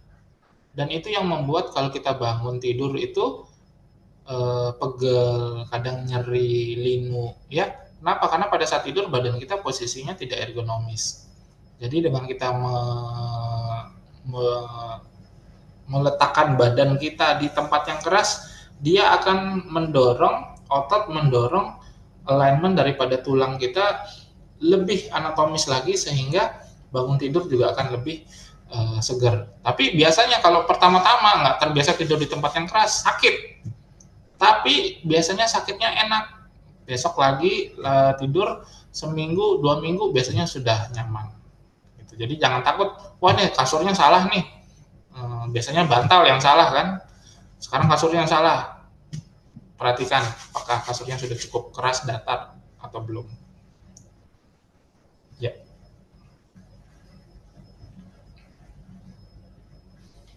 Mungkin suaranya Dokter Ari nggak kedengeran. Ya, terima kasih Dokter Badi. Jadi memang betul ini yang sering dialami oleh para pensiunan atau yang kita hadapi sehari-hari ya dok. Karena posisi tidur, oh sakit bangun tidur, nih jangan-jangan kasurnya yang salah gitu ya. Padahal memang yang paling utama tadi kita melatih otot, menggerakkan otot, terus kemudian peregangan, pelatihan beban itu menjadi sangat penting ya dok. Baik, mungkin ada yang sudah raise hand. Assalamualaikum. Ya, silakan. Halo, assalamualaikum. Bu Eliati silakan. Ya, ya. Bu Eliati. Assalamualaikum, dokter. Waalaikumsalam. Ya. Saya hobinya renang. Sebulan Waduh. bisa 6 kali. Luar biasa. Dan saya target 700 meter. Apakah itu kelebihan atau cukup? Kedua pertanyaan saya, kalau dalam air saya jongkok berdiri dengan ringannya. Tetapi kalau di luar tetap berat untuk jongkok berdiri. Bagaimana dokter? Terima kasih. Waalaikumsalam. Terima kasih Bu Eli. Luar biasa. Berenang sudah teratur, tapi sekarang keluhannya tadi ya Bu Eli ya. Kalau dari jongkok berdiri terasa berat ya Bu Eli ya. Ya kalau di luar, tapi kalau di air tidak. Kalau di air nggak ada masalah. Iya. Jadi Bu Eli, memang kalau di air itu kan tidak ada gravitasi, badan kita lebih gampang ya. Pada dasarnya pada saat kita jongkok dan bangun itu, kekuatan yang dibutuhkan adalah kekuatan di paha dan betis. Nah ini sebenarnya simple exercise-nya Bu. Ibu boleh latihan squat ya. Latihan squat nggak usah deep squat. Squat misalnya ibu taruh bangku di belakang ya, bangkunya agak tinggi. Nah ibu duduk, bangun. Nah, ibu latih itu aja. Biasanya itu akan menguatkan otot-otot di sekitar paha dan betis. Sehingga nanti pada saat ibu udah kuat, mulai diturunkan tinggi bangkunya sampai ibu bisa deep squat seperti jongkok. Asalkan lututnya nggak sakit ya Bu ya. Nah, iya baik. Ibu udah lakukan itu, nanti otot yang kuat, bangun dari jongkok gampang Bu. Itu dokter ya. Baik dokter. Ya. Terima kasih dokter. Ya, sama-sama Ibu.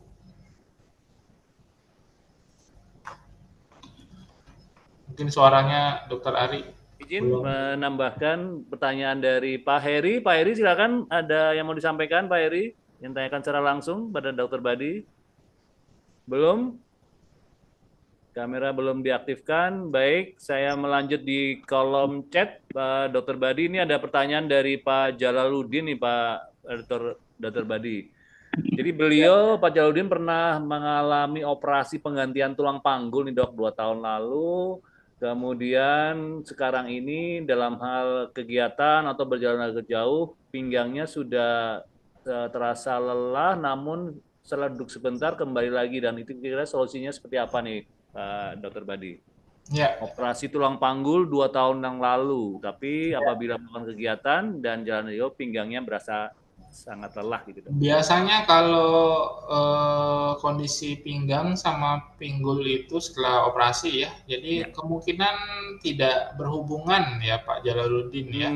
Jadi kemungkinan itu ada stenosis, kita sebutnya ada penyempitan daripada kantong saraf di tulang belakang.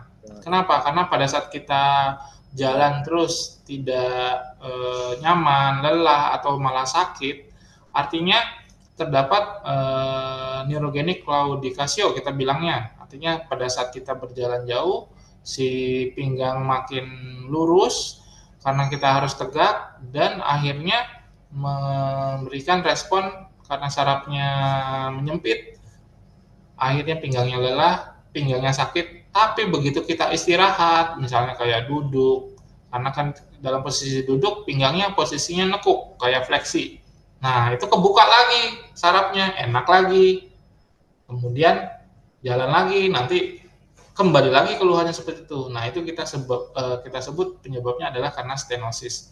Nah apa yang solusi yang bisa kita lakukan, seperti Ibu Eni tadi, sarannya adalah berenang.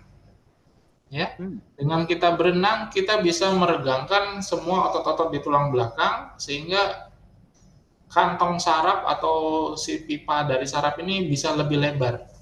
Nah, dengan kita menguatkan otot di tulang belakang, melebarkan saraf, sehingga nanti pada saat Bapak jalan jauh, pinggangnya nggak lelah ataupun sakit.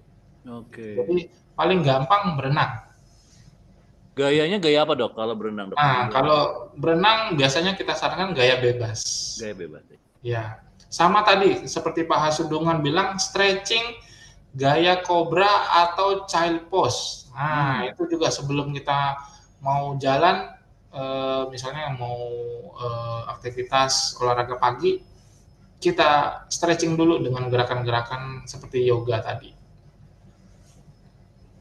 Ya, cukup jelas ya. Baik, terima kasih Dokter Badi. Ini mungkin ada pertanyaan dari Pak Akhyar Ilyas, mau menanyakan mengenai sendi dan lutut gitu ya Pak Akhyar. Pak Akhyar berkenan menyampaikan pertanyaan secara langsung. Pak Akhyar, silakan. Baik, terima kasih banyak kesempatannya. Assalamualaikum warahmatullahi wabarakatuh. Waalaikumsalam. Saya kira tadi penjelasan dari Dr. Made sangat bagus ya. Hanya saya tadi agak tertinggal karena lagi jemur keluar sebentar dapat matahari. Perlu Pak, perlu jemur ya Pak. Ya, jadi saya udah mencatat lah beberapa hal tadi. Cuman mungkin saya langsung ke to the point aja dokter ya. Ini mulai tahun ini, khususnya sejak bulan April lah tahun ini, saya itu mendapat dapat musibah nyeri sendi di kaki, baik dari lutut ke bawah maupun dari lutut ke atas sampai ke panggul itu. Nah, saya sudah ke dokter ortopedi, salah satu udah ada juga dulu dikasih injeksi, cuman saya lupa namanya untuk cairan lutut. Kemudian analisanya itu osteoporosis, osteoartritis ada, dan juga sudah ada tahap 2 mungkin osteoporosis begitu ya. Lalu ada beberapa obat sudah saya coba, namun belum, rasa nyerinya itu malah masih belum hilang, masih bertambah lah gitu ya. Juga ada saran untuk melakukan fisioterapi.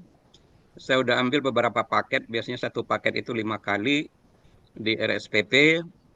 Hanya karena di sana terlalu ramai, saya sekarang ambil itu di luar, di swasta, di fisioterapi.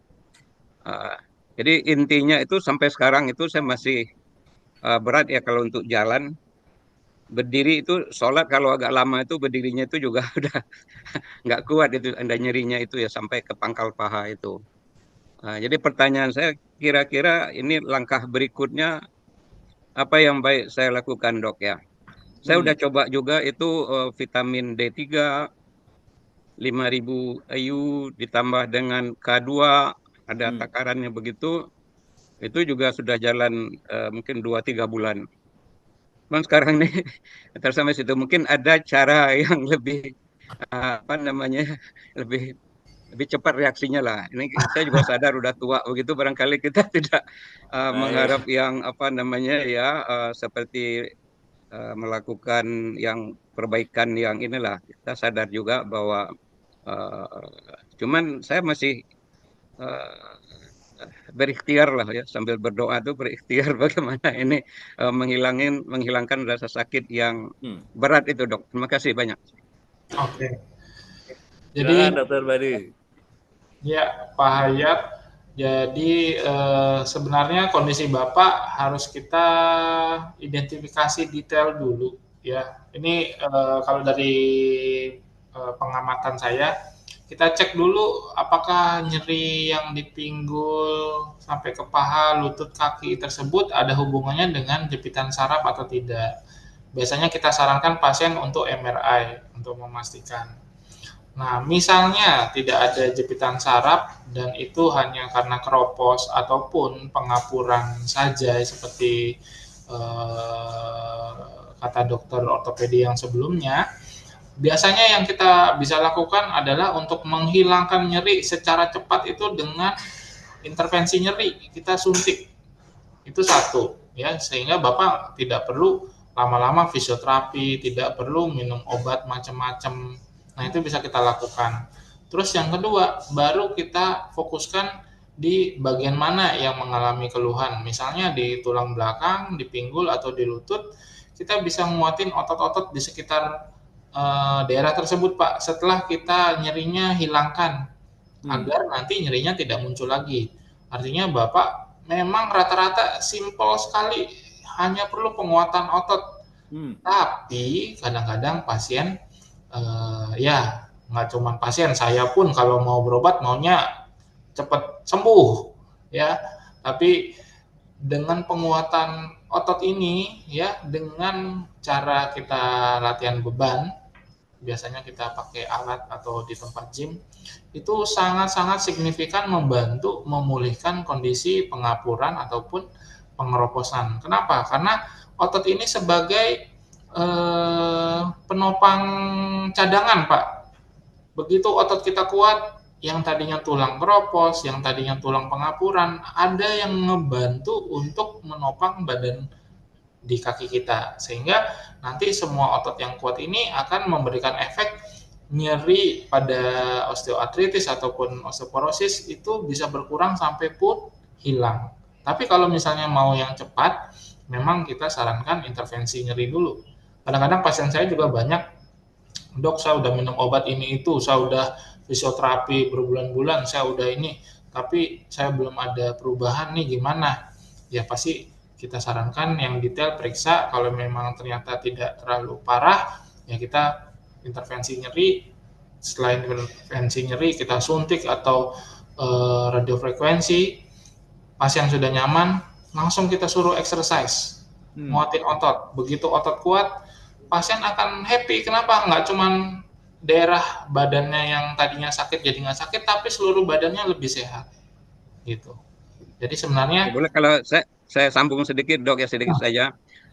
Memang kalau dari fisioterapi itu fokusnya penguatan otot, katanya untuk melindungi tulang lah, kira-kira begitu.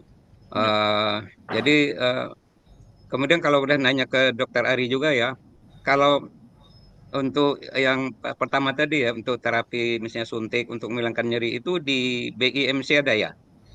Ada ya? Pak, diam saja. Oke. Ya, baik, insya Allah. Karena selama ini saya karena dekat rumah perginya ke RSPP begitu. Mungkin ini mau coba yang lain juga lah begitu. Terima kasih. Boleh. Baik, Ya, terima kasih banyak sekali, Pak ya. Hyar, luar biasa. Jadi sekali lagi tadi sampaikan Dokter Badi menguatkan otot lagi gitu ya, Dok. Jadi memang kunci yang sebetulnya sederhana, tapi memang butuh waktu dan butuh kekuatan dari kita ya, Dok, untuk bagaimana komitmen untuk melatih otot. Ya. Baik, Dok, mungkin kita lanjut ke Pak Heri Irawan. Dari tadi sudah raise hand. Pak Heri, silahkan untuk unmute terlebih dahulu mikrofonnya. Ya, silakan Pak Heri. Halo ya, Pak Heri Irawan, silakan. Terima kasih atas kesempatan diberikan. Selamat pagi, Dok. Pagi, Pak Heri. Saya ini penderita bunion di kaki, di belakang jempol itu, Dok. Nah, ini sudah 4 bulan ini terasa nyeri, sakit sekali. Tinggal untuk berjalan pun susah, untuk berdiri terlalu lama juga susah. Dan juga saya tidak coba terapi, ke dokter juga beberapa kali, tapi sebenarnya nggak sembuh-sembuh juga. Saya ingin tanyakan, apakah bunion itu bisa sembuh tanpa operasi, dok? Pertama ya. Yang kedua, kalau dioperasi, apakah bisa ada kemungkinan bisa sembuh? Pertama, terus kedua, apakah ada risikonya? Itu aja yang saya ditanyakan, dok. Terima kasih. Baik. Selamat pagi. Terima kasih Pak Heri. Tadi mohon izin Pak Heri, pertanyaan mengenai bunion ya Pak Heri ya. Jadi beliau ada bunion, nyeri, susah aktivitas gitu ya. Kemudian kira-kira harus ada solusi seperti apa dan mempertanyakan solusinya apakah harus dengan operasi atau cara lain, dok. Silakan Dokter Badi. Ya, jadi Pak Heri, bunion ini sebenarnya tidak selalu bisa harus dioperasi ya, tidak harus selalu dioperasi. Kita bisa kembalikan fungsi daripada si jempol kaki itu, kita luruskan dengan alat bantu. Contohnya brace, ada seperti kayak apa ya, kita bilangnya ya deker khusus untuk di jempol jari itu, dan itu bisa ditarik. Nah, kalau misalnya kita pakai itu dan kemudian tetap ada sakit, radangnya masih muncul, memang last option atau opsi terakhir adalah kita lakukan tindakan operasi, kita koreksi, kita papas tulang daripada jempolnya dan kita luruskan si jari jempolnya sehingga dia nggak akan meradang sakit lagi. Tapi kalau misalnya pakai itu sudah bisa membantu mengurangi keluhan radang, sebenarnya sih nggak perlu sampai operasi. Gitu, Pak. Maaf, boleh saya potong, dok? Jadi saya sudah coba pakai alat itu ya, yang bisa menarik itu ya. Dan memang pakai itu nyaman, cuman lama-lama tegang gitu. Jadi di jendolnya itu agak sakit gitu ya, sehingga kadang saya lepas dulu itu. Tapi setelah saya pasang, itu nyerinya hilang dan semutnya juga hilang semuanya. Tapi dilepas lagi gitu lagi. Saya juga coba yang di sela-sela itu saya kasih alat juga kan, itu sedikit membantu sih, dok. Terima kasih. Jadi kalau misalnya sudah pakai itu dan tetap berulang, memang opsinya adalah kita luruskan jempolnya, Pak. Tidak ada pilihan lain. Tapi yang paling penting adalah kenapa bisa terjadi bunion? Karena biasanya yang terjadi bunion itu wanita, Pak. Itu harus dicegah, contohnya pakai alas kaki yang sempit atau alas kaki yang lancip. Nah, itu Bapak harus... Memang, dok, maaf. Memang saya waktu masih kerja, memang saya selalu pakai sepatu yang lebih kecil daripada ukuran sebenarnya, sehingga selama 30 tahun, sehingga mungkin akibatnya sekarang terasa. Iya. Jadi kalau misalnya terganggu jalan susah ya, nanti Bapak pakai sendal jepit ya kemana-mana ya, biar jempolnya nggak ketekan. Dan saran saya kalau sudah menahun, sebaiknya kita koreksi dengan operasi, Pak. Betul, terima kasih, dok. Iya. Baik, Pak Heri sudah terjawab ya Pak Heri. Masih ada yang bertanya melalui raise hand. Ada Pak Arif Cahyono. Pak Arif Cahyono berkenan ingin bertanya. Silakan Pak Arif. Diaktifkan terlebih dahulu kameranya, Pak Arif. Oke, sementara saya beralih ke Ibu Hilzahra. Ini Bu Hilzahra. Mungkin ada... Oh, Pak Arif sudah. Siap, Pak Arif? Baik. Siap. Monggo Pak Arif. Siap. Selamat pagi, Dr. Ari. Salam sejahtera untuk kita semua. Selamat pagi, Bli, Dr. Budi. Pagi, Pak Arif. Gini, saya cuma mau cerita bahwa saya sampai dengan saat ini saya masih bisa jalan seminggu itu 4 sampai 5 kali. Seminggu rata-rata sekitar 1,5 jam atau 6 kilo. Waduh. Tapi pertanyaannya bukan itu. Tadi saya sudah masukkan di kolom chat bahwa ada rumah sakit di Jakarta yang saya lihat videonya bisa melakukan operasi tulang secara robotik tanpa jahitan. Mungkin bisa dijelaskan apa itu operasi tulang robotik tanpa jahitan? Itu aja. Ya, terima kasih, dok. Terima kasih Pak Arif. Lagi. Ya, Pak Arif. Jadi operasi robotik itu pasti ada jahitannya, Pak. Maksud nggak mungkin nggak ada jahitan ya. Kalau nggak ada jahitan nggak bisa masuk robotiknya. Kayaknya di plester gitu kalau lihat videonya. Oh, ya. Jadi pada intinya pasti ada jahitan. Mungkin tapi jahitannya kecil ya, karena lukanya kecil.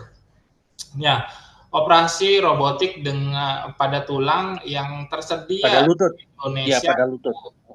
Baru 2 pada tulang belakang dan pada lutut. Ya. Dan itu robotik itu hanya navigasi, Pak Arif. Jadi bukan ada robot terus robotnya bekerja untuk melakukan tindakan operasi di badan kita, enggak. Jadi navigasi ini maksudnya gimana? Kayak kita nyetir, kita mau kemana, kita pakai Google Map. Nah, jadi yang nyetir mobil siapa? Tetap kita. Dokternya. Oke. Nah, jadi operasi robotik ini artinya pada saat kita melakukan tindakan operasinya tetap kita yang melakukan, tapi dinavigasi oleh alat robotik tersebut. Ya. Pada saat kita melakukan tindakan operasi, yang 2 ini di tulang belakang dan di lutut ini, dengan harapan memberikan presisi yang tinggi sehingga hasil operasi juga excellent, sempurna. Komplikasi juga jauh lebih kecil, walaupun tetap ada tapi jauh lebih kecil, dan kesembuhan atau recovery-nya juga lebih cepat. Begitu Pak Arif. Oke, terima kasih Dok. Iya, sama-sama Pak Arif. Baik Pak Arif, terima kasih Pak Arif. Ini lanjut ke Bu Hil nih. Bu Hil sudah siap, silakan Bu Hil Zahra. Bisa di-unmute lebih dahulu. Baik, monggo Bu Hil.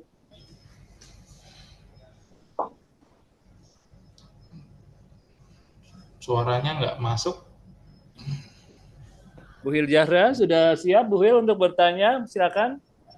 Sudah di-unmute, monggo langsung mungkin jaringan nih Dr. Made nih. Baik, mungkin ini ada pertanyaan di kolom chat nih Dr. Badi terkait bahwa sudah pengen olahraga gitu ya Dok, tapi ternyata memang ada keterbatasan, ada saraf kejepit, lututnya sakit. Nah, pertanyaannya adalah sebetulnya olahraga yang apa yang tepat gitu Dok. Tadi mungkin Dr. Badi juga sudah mulai menyinggung perlu dibedakan antara olahraga dengan sport ya Dok ya. Iya. Ya, mungkin menyambung pertanyaan tadi dari Pak Ali di Ternate nih Dok. Beliau pengen olahraga tapi ada gangguan tulang belakang, saraf kejepit lah dan lutut dan sebagainya. Olahraga yang tepat apa sebetulnya Dok? Silakan Dr. Badi. Oke, olahraga itu pada saat kita usia lanjut mau sakit apapun asalkan badan kita masih sanggup, olahraga itu tetap sama prinsipnya, kita bagi 2, yaitu aerob dan anaerob. Jadi kardio dan non kardio. Olahraganya apa? Kardio ya sudah umum, bisa jogging, bisa sepeda, bisa berenang, ya. Kemudian yang non kardio angkat beban. Jadi latihan pembebanan untuk mencegah tadi sarkopeni. Nah, 2 olahraga ini siapapun harus sebaiknya ya, kalau bisa wajib untuk melakukan kedua jenis olahraga ini. Nggak cuma kardio aja, nggak cuma angkat beban aja, jadi harus dua-duanya kita kerjakan. Nah, yang jadi masalah pada saat kita usia lansia dengan berbagai keterbatasan, memiliki keluhan saraf kejepit, memiliki keluhan pengapuran di lutut, apakah olahraga yang paling baik? Nah, ini berbeda di setiap orang. Kalau di orang sehat ya semuanya bisa, istilahnya gitu. Tapi kalau ada gangguan, contohnya saraf kejepit, contohnya lutut, kita pasti akan prioritaskan olahraga untuk mengatasi atau mengurangi keluhan tersebut. Contohnya, kalau di lutut tadi mungkin saya sudah singgung, kita bisa lakukan gerakan menggoes sepeda, ya.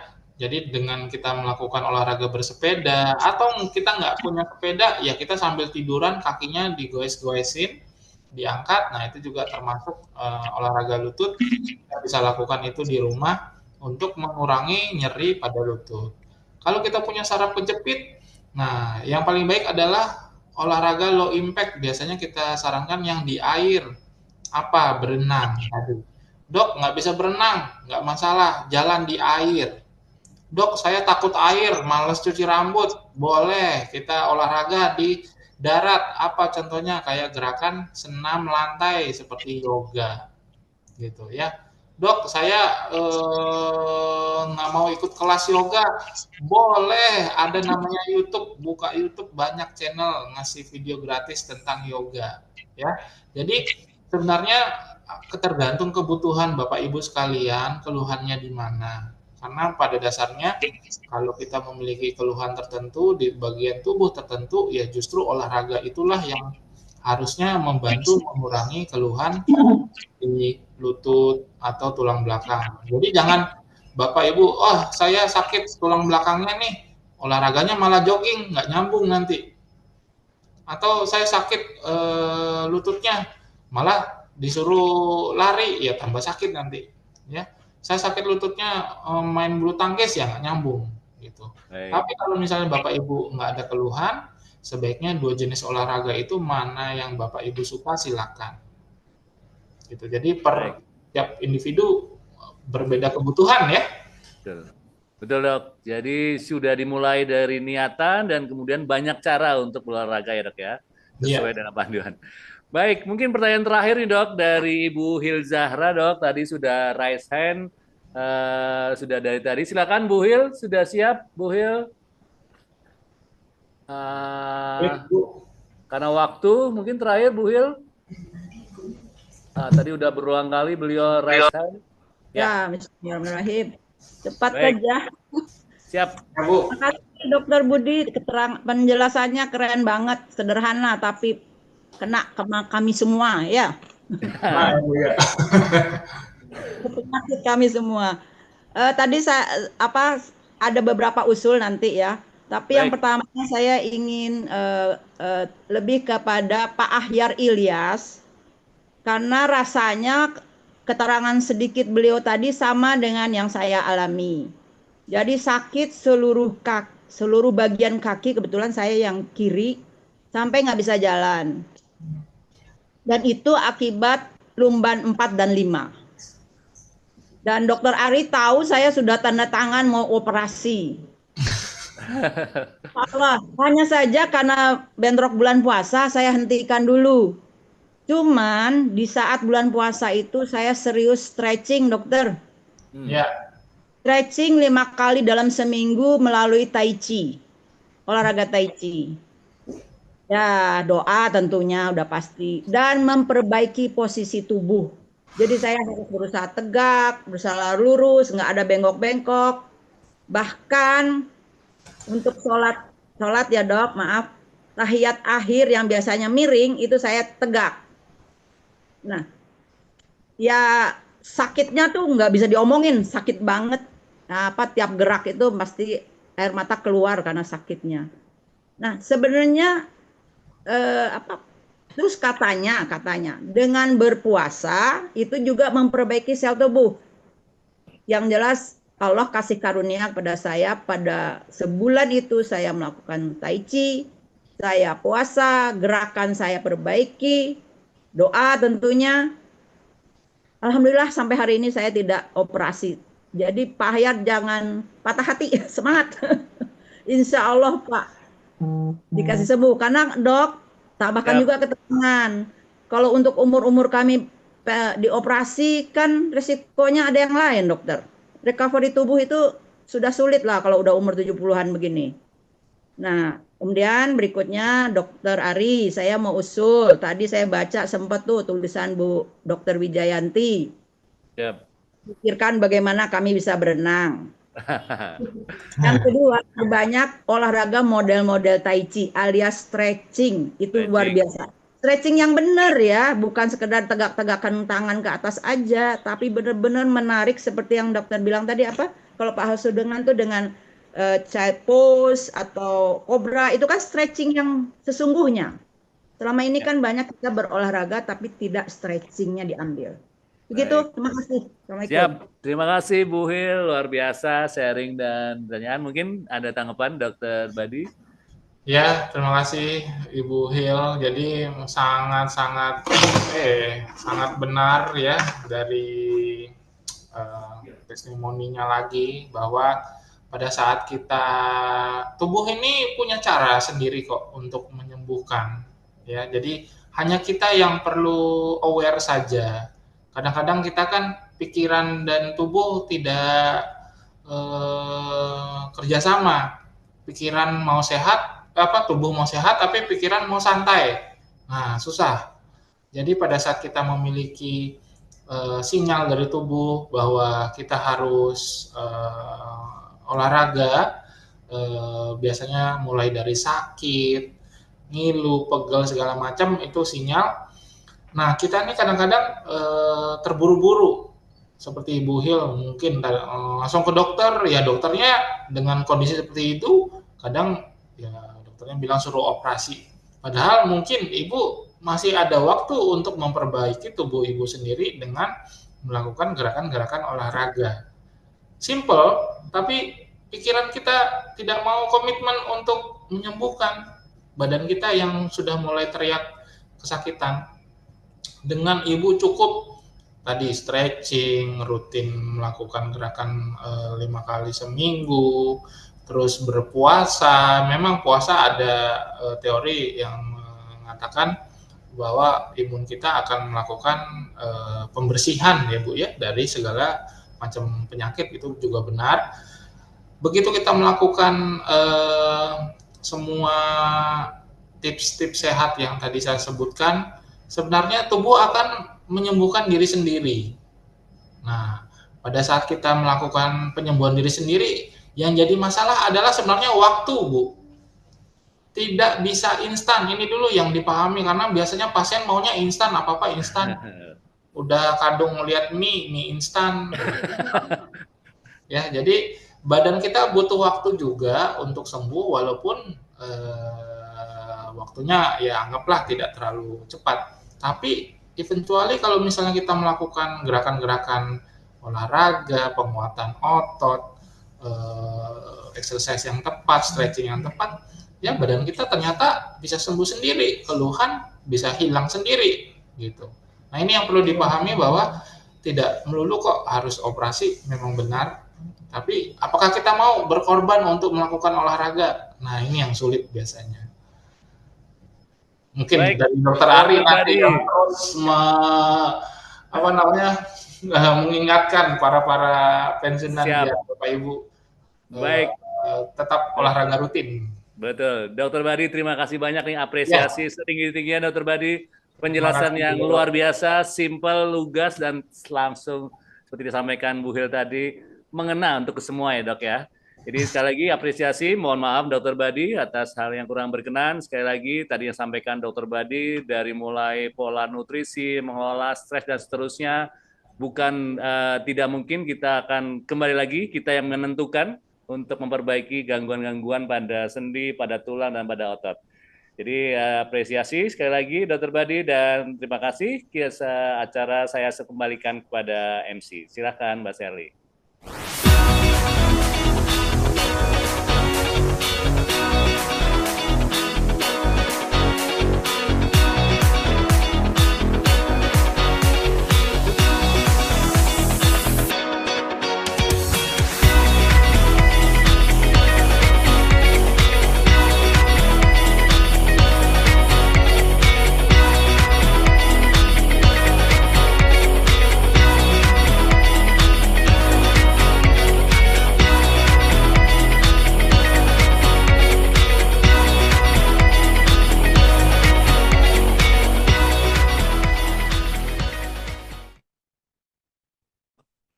Baik, terima kasih Dr. Ari dan terima kasih atas materi yang telah diberikan oleh Dr. Badi. Semoga apa yang telah disampaikan dapat bermanfaat bagi kita semua.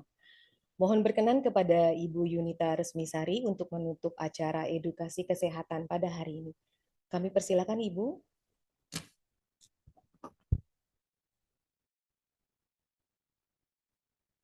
Ya, terima kasih. Terima kasih. Alhamdulillahirrahmanirrahim, kita sampai di penghujung acara. Luar biasa sharing dari Dr. Badi kemudian dengan pengantar dan moderasi dari Dok Ari, dan juga sharing dari Bapak Hasudungan yang sangat menginspirasi, juga dari Pak Ahyar Ilyas dan Ibu Hilsahra, menginspirasi, memberi contoh, memberi role model untuk hidup sehat dan seimbang, sekaligus juga ada beberapa rekomendasi untuk dapat kita laksanakan. Dan terima kasih juga kepada Bapak Ibu sekalian dengan berbagai pertanyaan dan tanggapannya yang sangat dinamis, sangat inspiratif, dan juga sharing masukan untuk acara-acara kita berikutnya. Insya Allah berbagai masukan kami catat dan akan kami jadwalkan pada waktunya. Demikian dari kami, sekali lagi terima kasih untuk acara kita ini yang rupanya banyak sekali peminatnya, dan terima kasih juga kepada teman-teman IKKBI yang telah melaksanakan acara ini dengan lancar. Semoga acara ini bermanfaat, memberi semangat dan terus mengikat kita sebagai keluarga besar Bank Indonesia. Purna tugas Bank Indonesia selalu sehat, semangat, dan terus menebar manfaat. Demikian dari kami, YKKBI terus mendampingi Bapak Ibu sekalian dan terus hadiri program-program kami untuk promotif, edukatif untuk Bapak Ibu sekalian. Demikian, wassalamualaikum warahmatullahi wabarakatuh. Terima kasih kepada Ibu Yunita Resmisari. Kami juga ingin mengucapkan terima kasih kepada Bapak Ibu atas partisipasinya pada acara hari ini. Semoga apa yang kita dapatkan pada kesempatan kali ini, seluruh pensiunan Bank Indonesia dapat hidup sehat, bahagia, dan berkah bagi kita semua. Amin, amin, ya robbal alamin. Bapak Ibu, kami informasikan juga untuk kegiatan olahraga bersama akan dilaksanakan pada hari Jumat, tanggal 28 November 2025, pukul 7 sampai 8 waktu Indonesia Barat. Saya Shelly mewakili seluruh panitia yang bertugas pada hari ini. Kami mohon maaf apabila ada kesalahan dalam tutur kata dan perbuatan. Saya tutup dengan satu pantun, menanam kunyit di tanah subur, disiram air setiap hari, tulang kuat, otot tangguh, sendi tetap makmur, dengan pola hidup sehat kita jalani. Kami panitia yang bertugas pada hari ini mohon izin undur diri. Wabillahi taufik wal hidayah. Wassalamualaikum warahmatullahi wabarakatuh.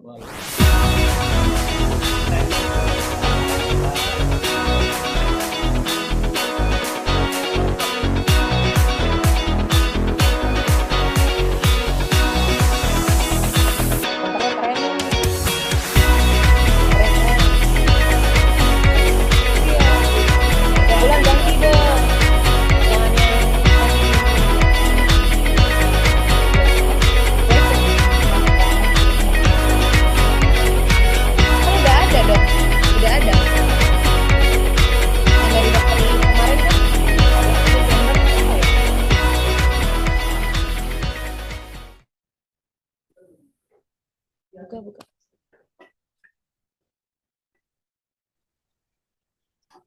Terima kasih Bapak Ibu. Terima kasih KKBI. Terima kasih KKBI. Terima kasih Dr. Ari. Terima kasih. Kapan-kapan kita lari.